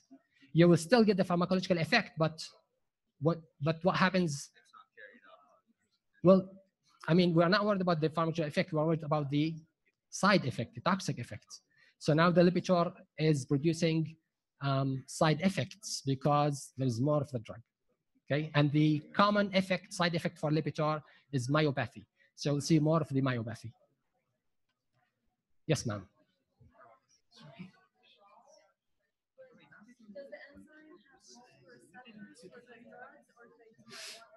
Okay, that's a good point. So enzymes normally have one catalytic site. Okay, enzymes have normally one catalytic site that metabolizes these drugs. So that's why when the enzyme is occupied with one drug, it's being inhibited. Now, if the drug binds to an allosteric site and shuts down the enzyme, that's another story. That's possible. Okay, so that is still possible. It could be that the drug, binds to an allosteric site and inhibit the enzyme. But regardless, we're gonna look at the chart and say, okay, the drug is being inhibited. I mean, the enzyme is inhibited, and these are the ones that are going to be affected. Okay, so is the enzyme going to be inhibited or induced? Based on that, we're going to look here and say, okay, what's going to happen to the substrate? Okay. One last question. Oh, yes, ma'am. So I would have my cell. If this is my cell, I would have multiple enzymes on that one cell with each one with their own receptor. Yes, and actually, normally enzymes are floating inside the cell, not at the surface. Okay, so enzymes are inside, but the receptors are the receptors. Some of them are, most of them are on the surface. Okay, so the enzymes will be floating in the inside the cell, and then drugs will bind to them, occupy them, and in the case of erythromycin, it's going to occupy these enzymes, so they're not able to metabolize other drugs.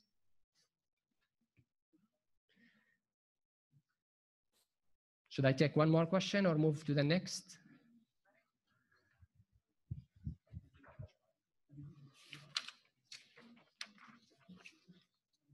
Okay, so in the next application,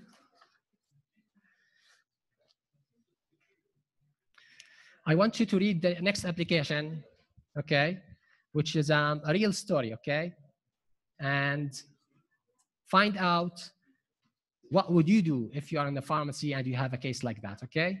So let's take like 5-10 minutes and work on this exercise. It's the same concept, but there is something else. In this case, guys, the drug was filled already by the first pharmacist. Okay, normally that's the first time when you check any drug interaction, right? When you add a new drug, that's when you check drug interactions, right? Now, when there's a refill, you would assume that that's been taken care of already, right? It's just a refill. So the drug was refilled first time by a different pharmacist, or I think it's a different pharmacist, and then it was refilled for the second time by another pharmacist, different pharmacist. Now, the second time the pharmacist has realized, oh, there's a drug interaction here. Has that been taken care of or not? What should I do? So put yourself in that position and choose which option would you do, okay? Hopefully you'll be able to figure out quickly, what's the interactions between these two, which one is gonna affect the other, and what effect you will see.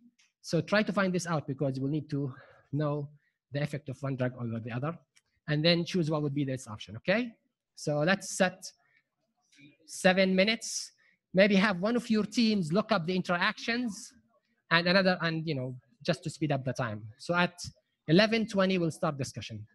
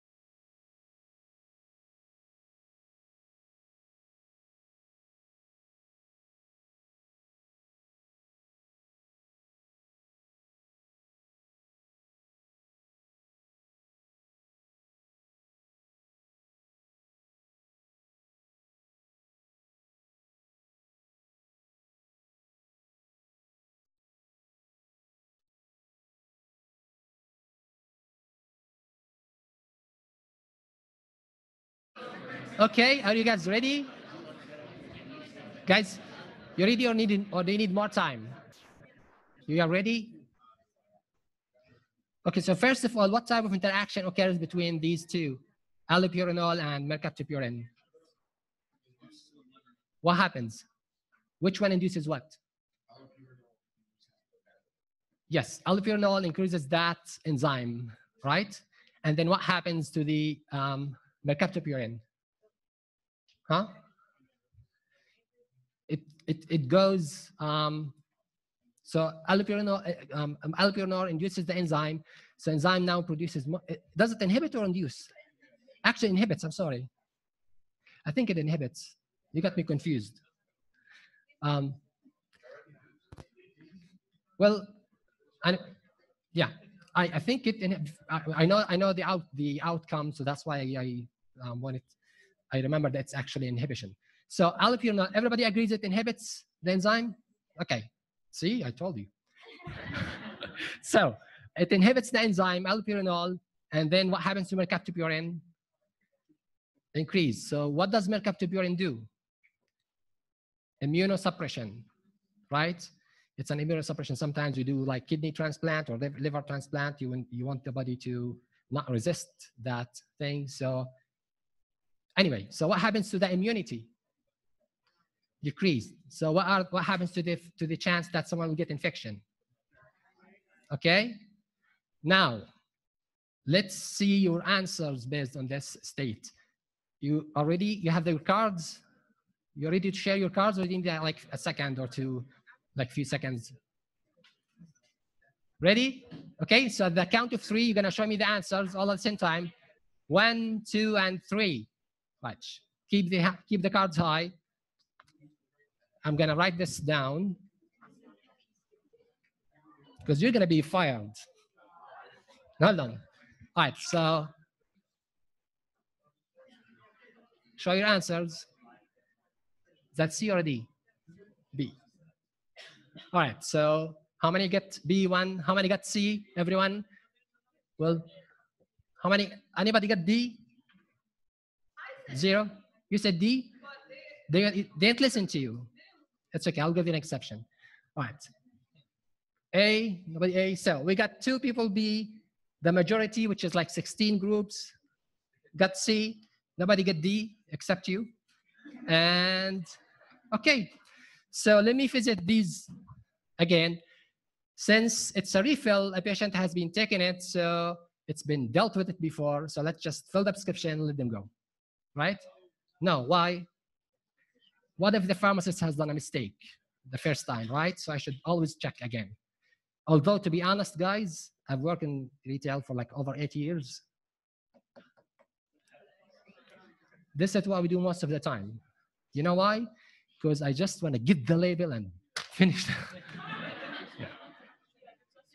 Not only that, there is something called, I'm serious, this is real life, okay? Something called fatigue alert, alert fatigue, okay? So you get too many of these interactions that at some point you just, desensitize, right? Just like the receptor. Like, oh, just another interaction, who cares? Wrong. Don't do that, okay? So, always check with I'm not going to do the answer. So fill the prescription and leave a note with the patient. This is also a common thing. Normally, okay, leave a note to the patient. The patient comes like, have you taken this medication before? Yeah. Well, he's still alive, so yeah, keep going, right? Right? And then C, contact the doctor, make sure he's aware of the drug interaction, document that in the prescription, and refill the medication. So here you're gonna contact the doctor, see what the doctor thinks, okay? And then document, well, make sure he's aware of the drug interaction, document the prescription, refill the medication, okay? So refill the medication. D, refuse to fill a prescription, explain to the patient that you don't feel comfortable filling the prescription since it can be harmful to her, Ms. Lambert, okay? So, I forgot what I'm saying. Okay. Oh, as far as refusing to fill a prescription, I I know that some states, each state has different rules. When I was in North Carolina, if the pharmacist does not feel comfortable to fill a prescription, then they should not. The same thing applies to Texas. I'm not sure if other states have different rules. So you want to check that before you decide on that. Besides, there's another thing which is more important. If you refuse to fill the prescription, the doctor might take it personal and send the patient somewhere else. You're going to fill the prescription somewhere else. So you're not really solving the problem. Remember, part of you working as a team is to communicate. Communication is the key to get the best outcome, okay? So you want to communicate with the doctor in a professional way, convince them you're concerned about this, just want to make sure this has been taken care of. Can you please double check and convince them that. So option D, to refuse the prescription might not be the best, okay? Now, I'm sure you want to see the answer, but before you see the answer, let's watch this video. Because that's a real story, okay? You like videos, don't you?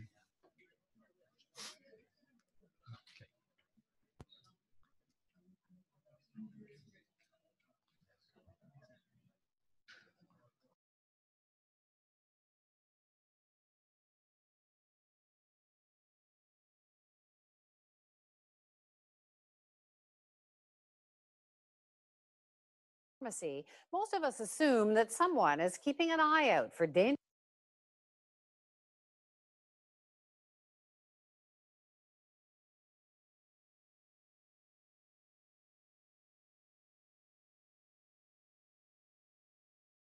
When you get a prescription from your doctor or get it filled at the pharmacy, most of us assume that someone is keeping an eye out for dangerous drug interactions. But that isn't always the case, and the results can be deadly. A British Columbia man lost his mother to a drug interaction which was overlooked 3 times by 3 different health professionals. Kathy Tomlinson has this week's edition of Go Public. She was so frustrated and so angry. And it's been 2 years. Still, Ernie Lambert can't come to terms with how his mom suffered and why she died. it was a horrible way for anybody to die. Helena Lambert's doctor had prescribed a new drug to treat her gout.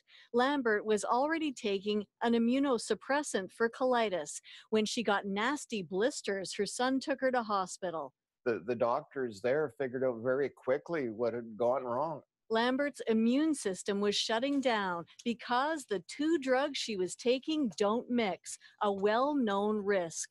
Lambert died from infection caused by the adverse drug interaction. There was a physician and 2 pharmacists that all failed here. The pharmacist regulator found Mike Ramaradia dispensed the 2 drugs without heeding computer warnings. Another pharmacist, James Hill, also missed the flags on a refill. What warnings were there were ignored. Lambert's doctor reported that he relies on the pharmacy to check drug interactions. But this PharmaSave, he said, had turned off some of the warnings in its software to combat information overload. That's a huge drug safety problem. Pharmacists call it alert fatigue, a growing occupational hazard. You're in a retail setting, the pharmacist is probably harried, is under pressure to deliver. Drug safety experts are calling for a stricter flagging system pharmacists couldn't ignore. BC's regulator says it will now remind members alert fatigue is no excuse. Any flag that comes up, a pharmacist needs to assess whether any action needs to be taken. What are you going to do to make sure they do this all the time when in fact they're not? If it's a constant problem, if it's something where they've created systems to circumvent actually checking the profiles, those will get punted to our inquiry committee. The pharmacists involved in Helena Lambert's death were each suspended for 30 days. Her doctor, Kriegler LaRue, was made to take a record-keeping course for mistakes he made. The PharmaSave refused to talk to us about any of this. Kathy Tomlinson, CBC News, Vancouver.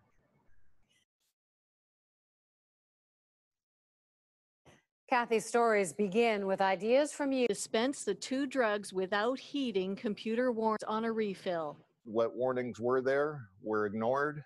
Lambert's doctor reported that he relies on the pharmacy to check drug interactions, but this pharmacy reported that he relies on the pharmacy to check drug interactions. Reported that he relies on the pharmacy to check drug interactions.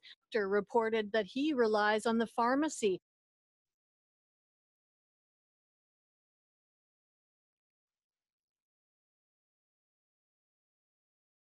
If there is one thing a pharmacist does, but nobody else does, but nobody else does anyway, it's checking drug interactions, okay?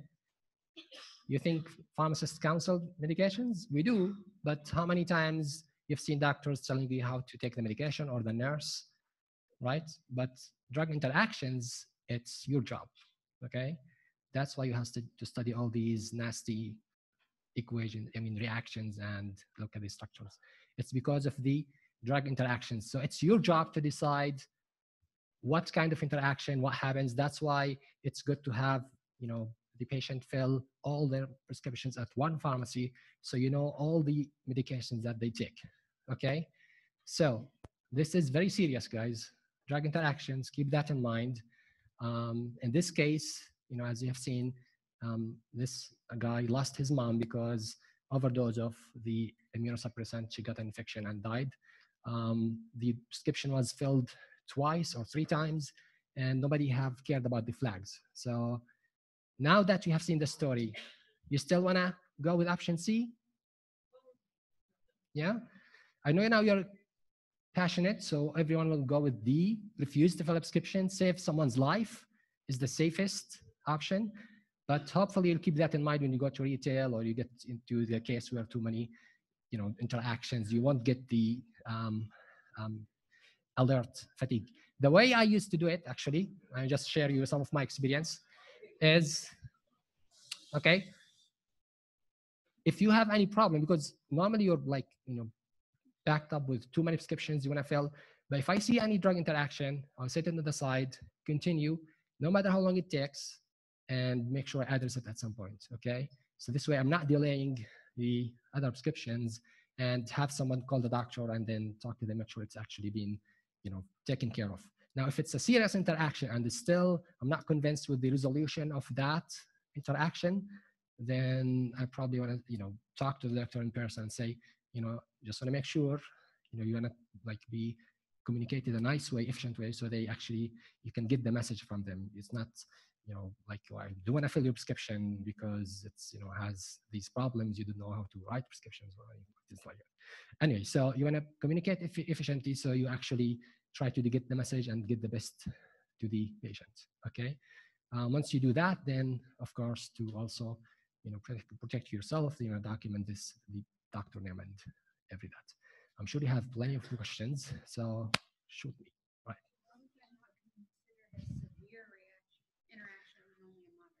Excellent. This is, guys, this is very important. I have worked at different retail settings, and believe it or not, different software are gonna define this interaction as moderate or severe, and it's gonna be up to you to decide what type of interaction is happening. There is a book that tells you, gives you the 100 top, the 100 most common type of interactions, and it actually classifies them in a better way. Which one is severe, which one is not. So you should know those that are severe, and then once you see any of these, you stop and then say, I should do something here. Hopefully there will be an elective that would talk about drug-drug interactions. So far, it's not been offered. So actually, we tried to, offer the elective, but I decided to offer an elective in drug design instead.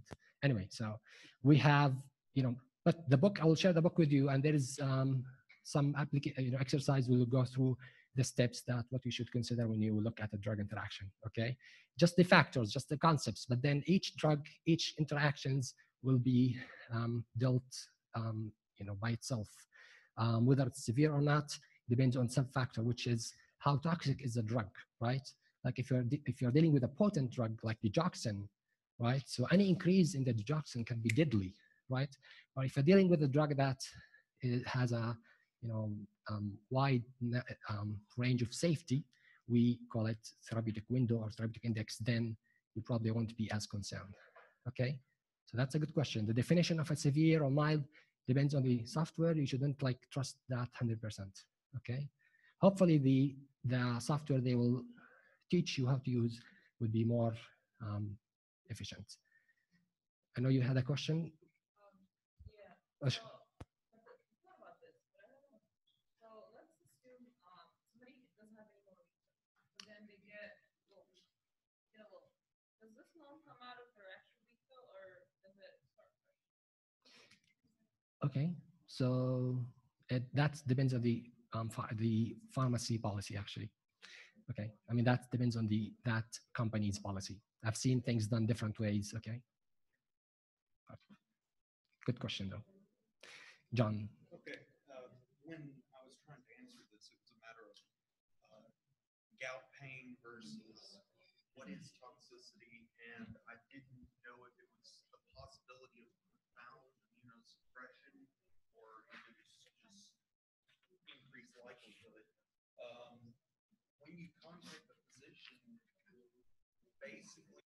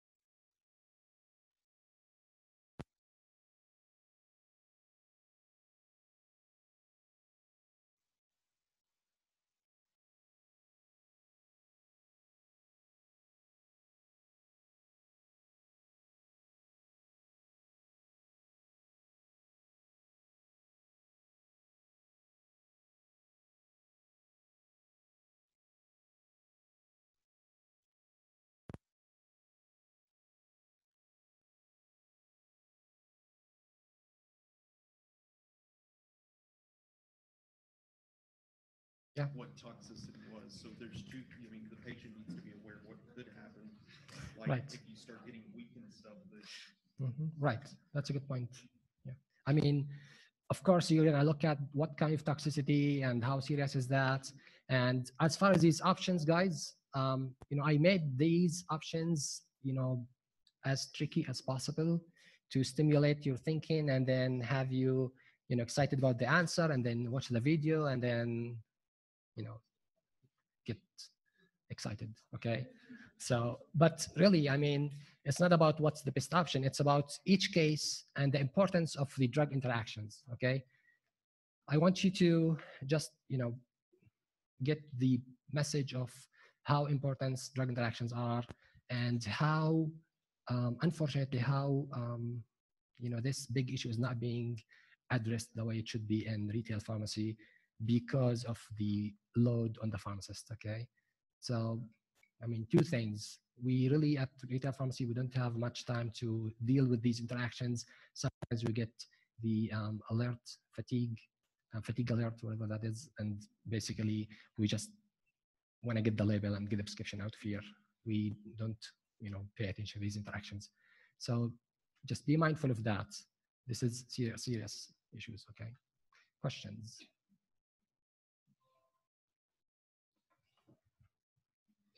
You have a question, yes? If I'm aware that, all these flags and then consulted the doctor, and then there is also a law that says something. Can I, the pharmacist, insist on my knowledge and refuse not to dispense the drug? Okay, as far as law-wise, it depends on the state. So, I mean, I cannot imagine where, that a state would force the pharmacist to fill the prescription, even though he does not feel comfortable doing that. But I wanted you to pay attention to that, to the fact that certain states might have different laws. So you just want to make sure you check that. But commonly, I mean, if you don't feel comfortable filling the prescription, you shouldn't. But remember, not filling the prescription does not solve the problem because they can fill it somewhere else. Your goal is to fix the problem, not to just save yourself, right? So your goal is to try to communicate with the doctor, the nurse, make sure this has been taken care of. Okay. Questions? Now, I'm sorry. Can you refuse to transfer a prescription? I mean, why would you do that? I mean, you might hear something from your manager if you don't transfer prescription. But there are certain rules that has to do with the control indications, like class 2, 3, or 4. Class 2 gonna be transferred. 3, 4, 5 can be transferred one time. So these regulations are like you will learn about from actually Dr. Coleman. Okay. Yeah. So Dr. Coleman will teach you all the nice law stuff, which is really hectic. I mean, it's tricky. Yes, ma'am.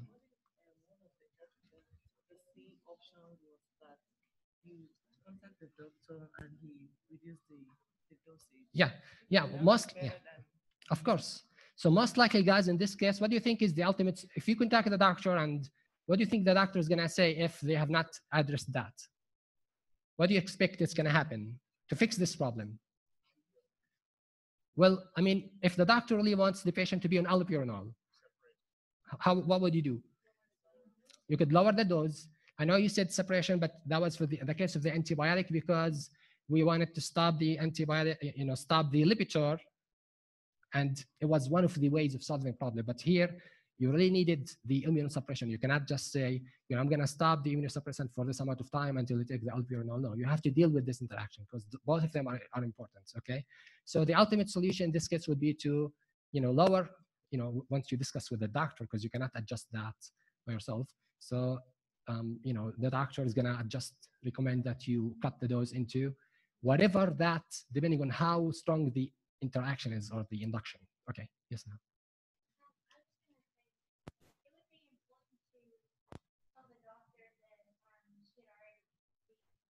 Of course, yeah, that would be an error. Yeah, that would be a mistake, of course. So anytime you discover an error, of course, you should contact the doctor and do all the necessary steps to fix it, right?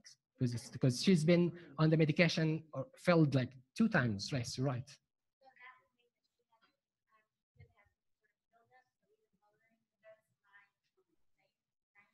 Right. So yeah, I mean that's a good guess, but I have to to say if that's to find the right answer, I have to dig deeper into what allopurinol is, its bioavailability, how long it stays in the body, and all that.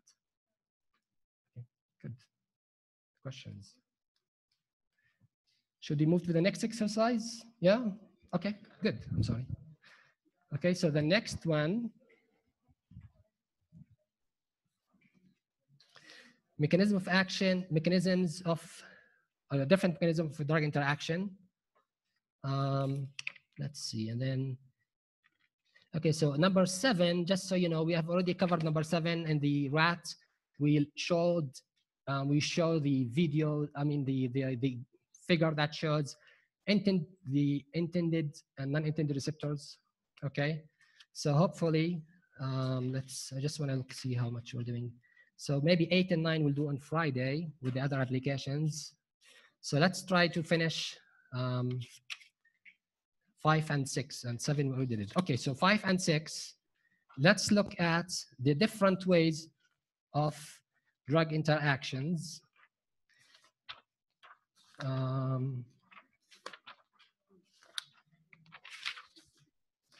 So remember, the interactions due to inhibition or induction of an enzyme is just one kind, okay?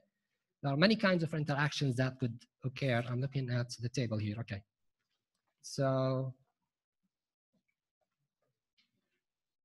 oh, I think I accidentally turned it off. Anyway.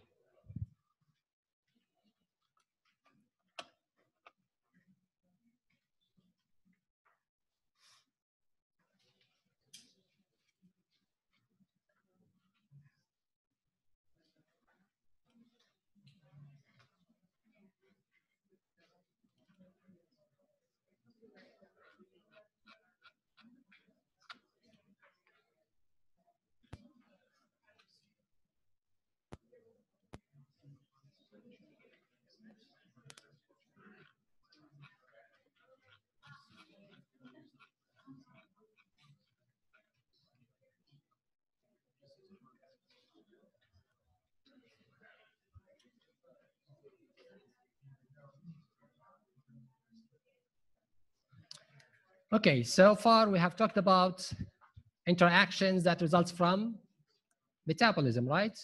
Can you think of examples on interactions that occurs at the level of absorption? I mean, yes, Kevin. Excellent. Remember, guys, the pH.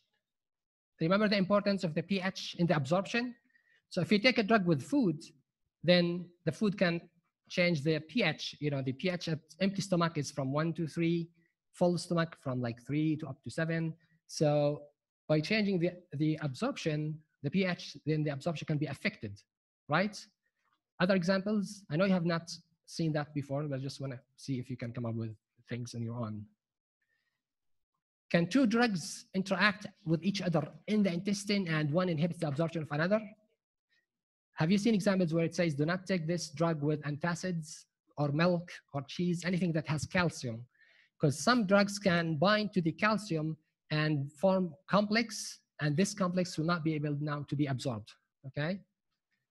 And you have seen examples, so the grapefruit, actually, the grape fruit juice is an example of metabolism, not absorption. Okay, what else? Absorption.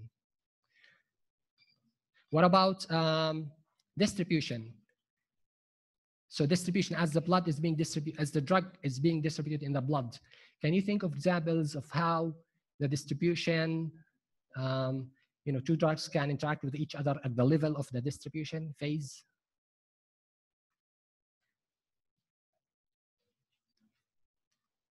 We had an example last lecture. Huh?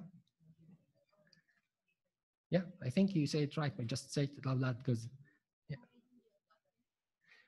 Okay, what is it? What, I mean, what type of interaction exactly? Okay, protein binding, that's right.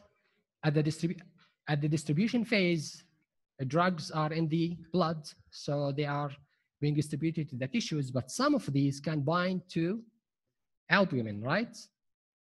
And if there is another one that binds to the albumin, then it can displace that first one, or actually both can affect each other. So now they are both are free, they are not bound to the albumin, and guess what? Toxicity, okay? So that's another example. What else? Distribution also deals with how the drug can crosses the blood-brain barrier, right? So if there is a way where the drug can actually affect the ability of the drug, you know, another drug to cross the blood-brain barrier, that's another example of distribution. When we first started today's lecture, I talked about PGP, right? It's a protein, it's a pump that anytime the drug gets into the cell, if it identifies it as toxic chemical, it kicks it out again. And this pump is present in the kidney, in the intestine, in the liver, I think in the liver, and in the blood-brain barrier. So this pump, some drugs can inhibit this pump. And if they are inhibited, then the drug will be absorbed through the intestine, into the circulation, into the blood-brain barrier, crosses the blood-brain barrier to the brain and will have side effects, okay? So this is an example of drug interactions at the distribution level. Okay, excretion. Examples on drugs being affected by, you know, excretion. Remember when we said the pH trap? If the urine is acidic, well, guess what? Some food or juices, when you take them, they change the pH of the urine, right? So sometimes they actually rely on this to help you get rid of some drugs, like basic drugs. You try to acidify the urine so the drugs can be eliminated faster. Okay. Another example of the elimination is, again, the PGP. These PGP pumps that are present in the kidney tubules, if they are blocked, then when the drug is reabsorbed, it's now actually being kicked out to the urine. Not naturally, they are being kicked out to the urine, right? Because think of these pumps as a way to protect your body. So drugs go through the, pass, with the water, hopefully going to the urine, but then they can be reabsorbed. these pumps will kick them back to the urine, okay, if they define them as toxic chemicals. If you prevent this pump, then more of the drug will go through the urine. So you have more of the elimination of the drug than you expected. So then you will have what? Underdose. What else? At the level of the receptor, pharmacodynamic, it could be at the receptor itself or outside the receptor. So receptor, non-receptor. These are the agonist, antagonist, inverse agonist we have talked about. Imagine if you have two drugs competing for the same binding site. One is agonist, one is antagonist, right? So they can affect each other. And then you have the classification of drugs as additive, synergistic, or potential. You can look at the definition. What happens is one of them, two drugs, and the scenarios are one of them is not active but affects the activity of another, okay? And then we have another scenario where both are active, and then when you combine them, the result would be a simple addition, like 1 + 1 = 2, simple addition. So that's called additive. And then finally, the synergistic is when you have both drugs, both actives, but guess what? When you combine them, you don't get 1 + 1, you actually get synergism. You have like, as if you have added like, 1 + 1 not equal 2, it's equal like 4 or 5. So it's like, the effect is higher. Look at the definitions. It should make sense when you look at definitions, okay? And then of course, functional antagonism, chemical dispositional receptor. Functional means that, you have two different receptors. One drug works on this receptor, causes maybe increase in blood pressure. Another one works on a different receptor and different tissue, causes maybe decrease in blood pressure. So they can interact each other. Chemical is what we talked about here, like in the case of absorption distribution, they interact at the chemical level. Dispositional, can't remember what dispositional is. Oh, dispositional is, actually dispositional is any of these four. Chemical is in the case of chelation, like when you take two drugs, one of them form a chelation in the stomach, like with the calcium or milk. And then at the receptor is the same as this. Right, I'm not worried about the definitions. I just want you to get the general idea, except I do want you to know these three terms, okay? So these you can forget, okay? And these make common sense. We talked about examples, but these three definitions I want you to know, because actually we will use these a lot. We'll say that drug X interacts with drug V and it gives you a synergistic effect. It gives you an additive effect. It gives you a potentiation. So these three terms you should know by heart, okay? Okay, but this one here, don't worry about. Got it? Okay, so as you can see, different ways of how drugs can interact with each other. We will see a lot of examples when we go through the pharmacological classes of drugs. So, questions so far?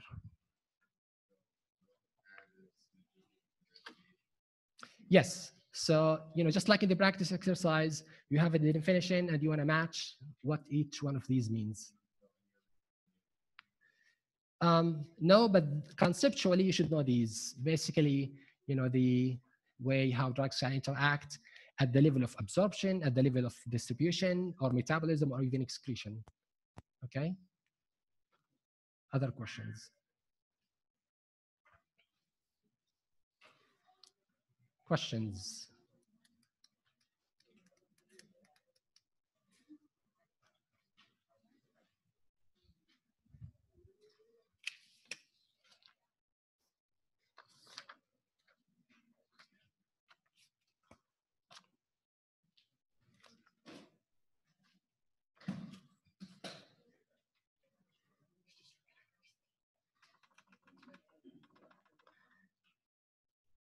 Okay, so we have briefly talked about managing drug interactions, but what factors you should keep in mind to know how serious the interaction is, okay?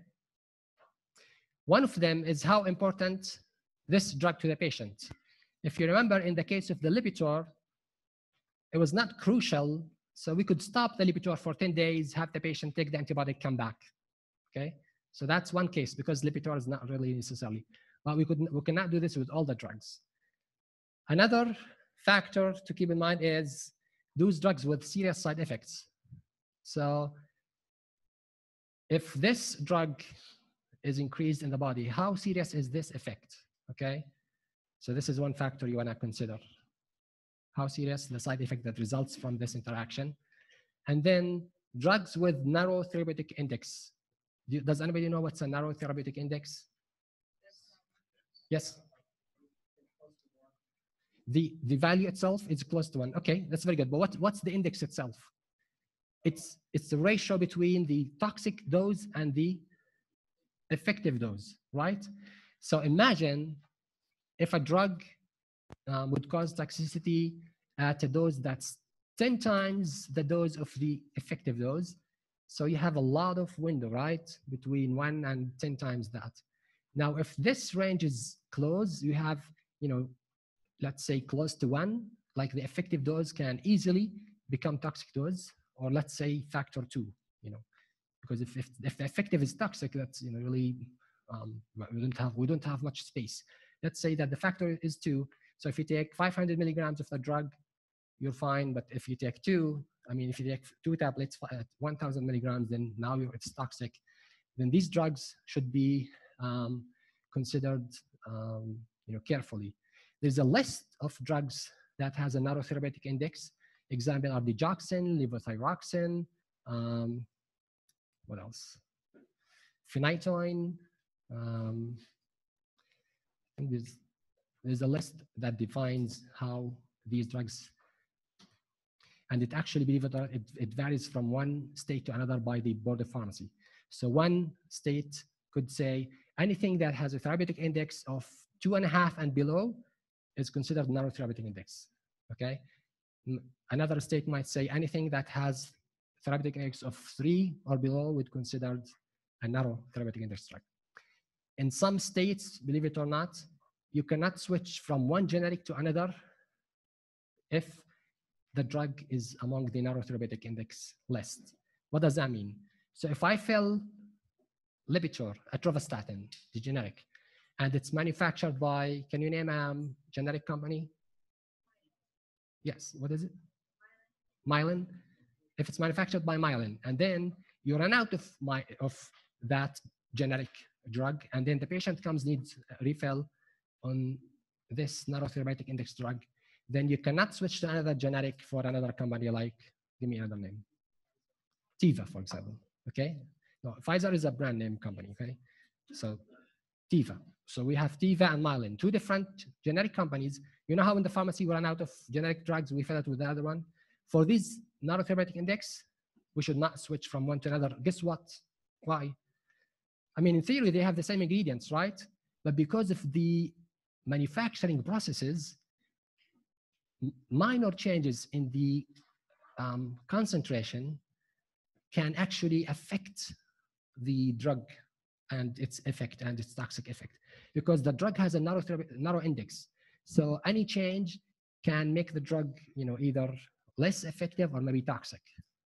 Okay. So for example, the Coumadin, warfarin, if you switch from one to another, before they give the dosage of warfarin, the patient has to go through many experiments to decide what is the best dose for that person. So then once you fix the dose, if you switch to another manufacturer, believe it or not, different manufacturers can have,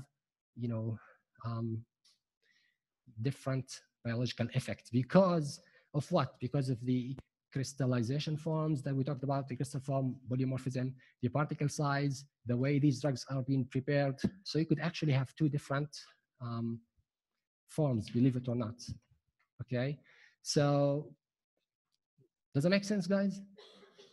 Okay, so some states would actually prevent you from do that. What if I have to do that? Then you have to get, the doctor approval. So you want to follow the regulations for each state. So when I was in North Carolina, we had to, get the doctor approval to switch from one generic to another. Okay, right. Questions so far? So what if I have to deal with to manage an interaction, then you would do a dose adjustment, or hopefully if there's another alternative drug, a drug that does not cause any interaction, then you would go with that. If not, then you will have to work with the doctor and adjust the dose to take into consideration this interaction. Okay, any questions so far? Let me take one question before you go. You have 1 minute left. So, one question. Yes, sir.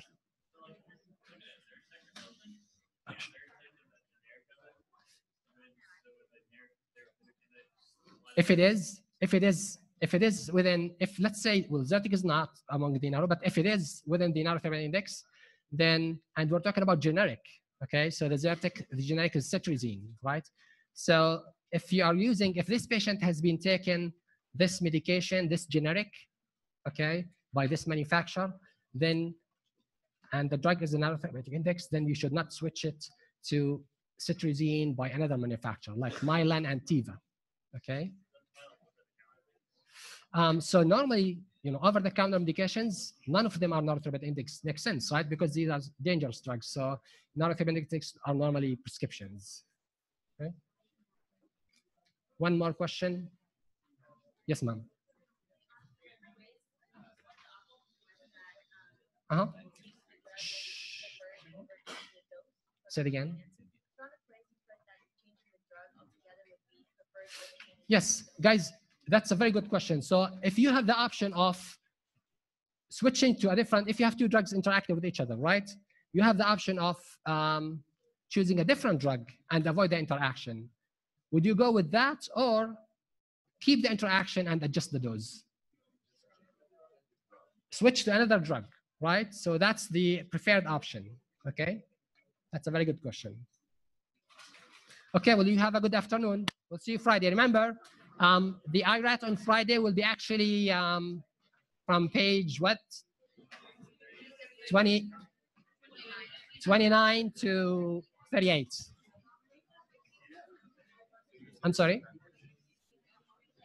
Yes, so keep the application page with you. I only need the signature page, okay?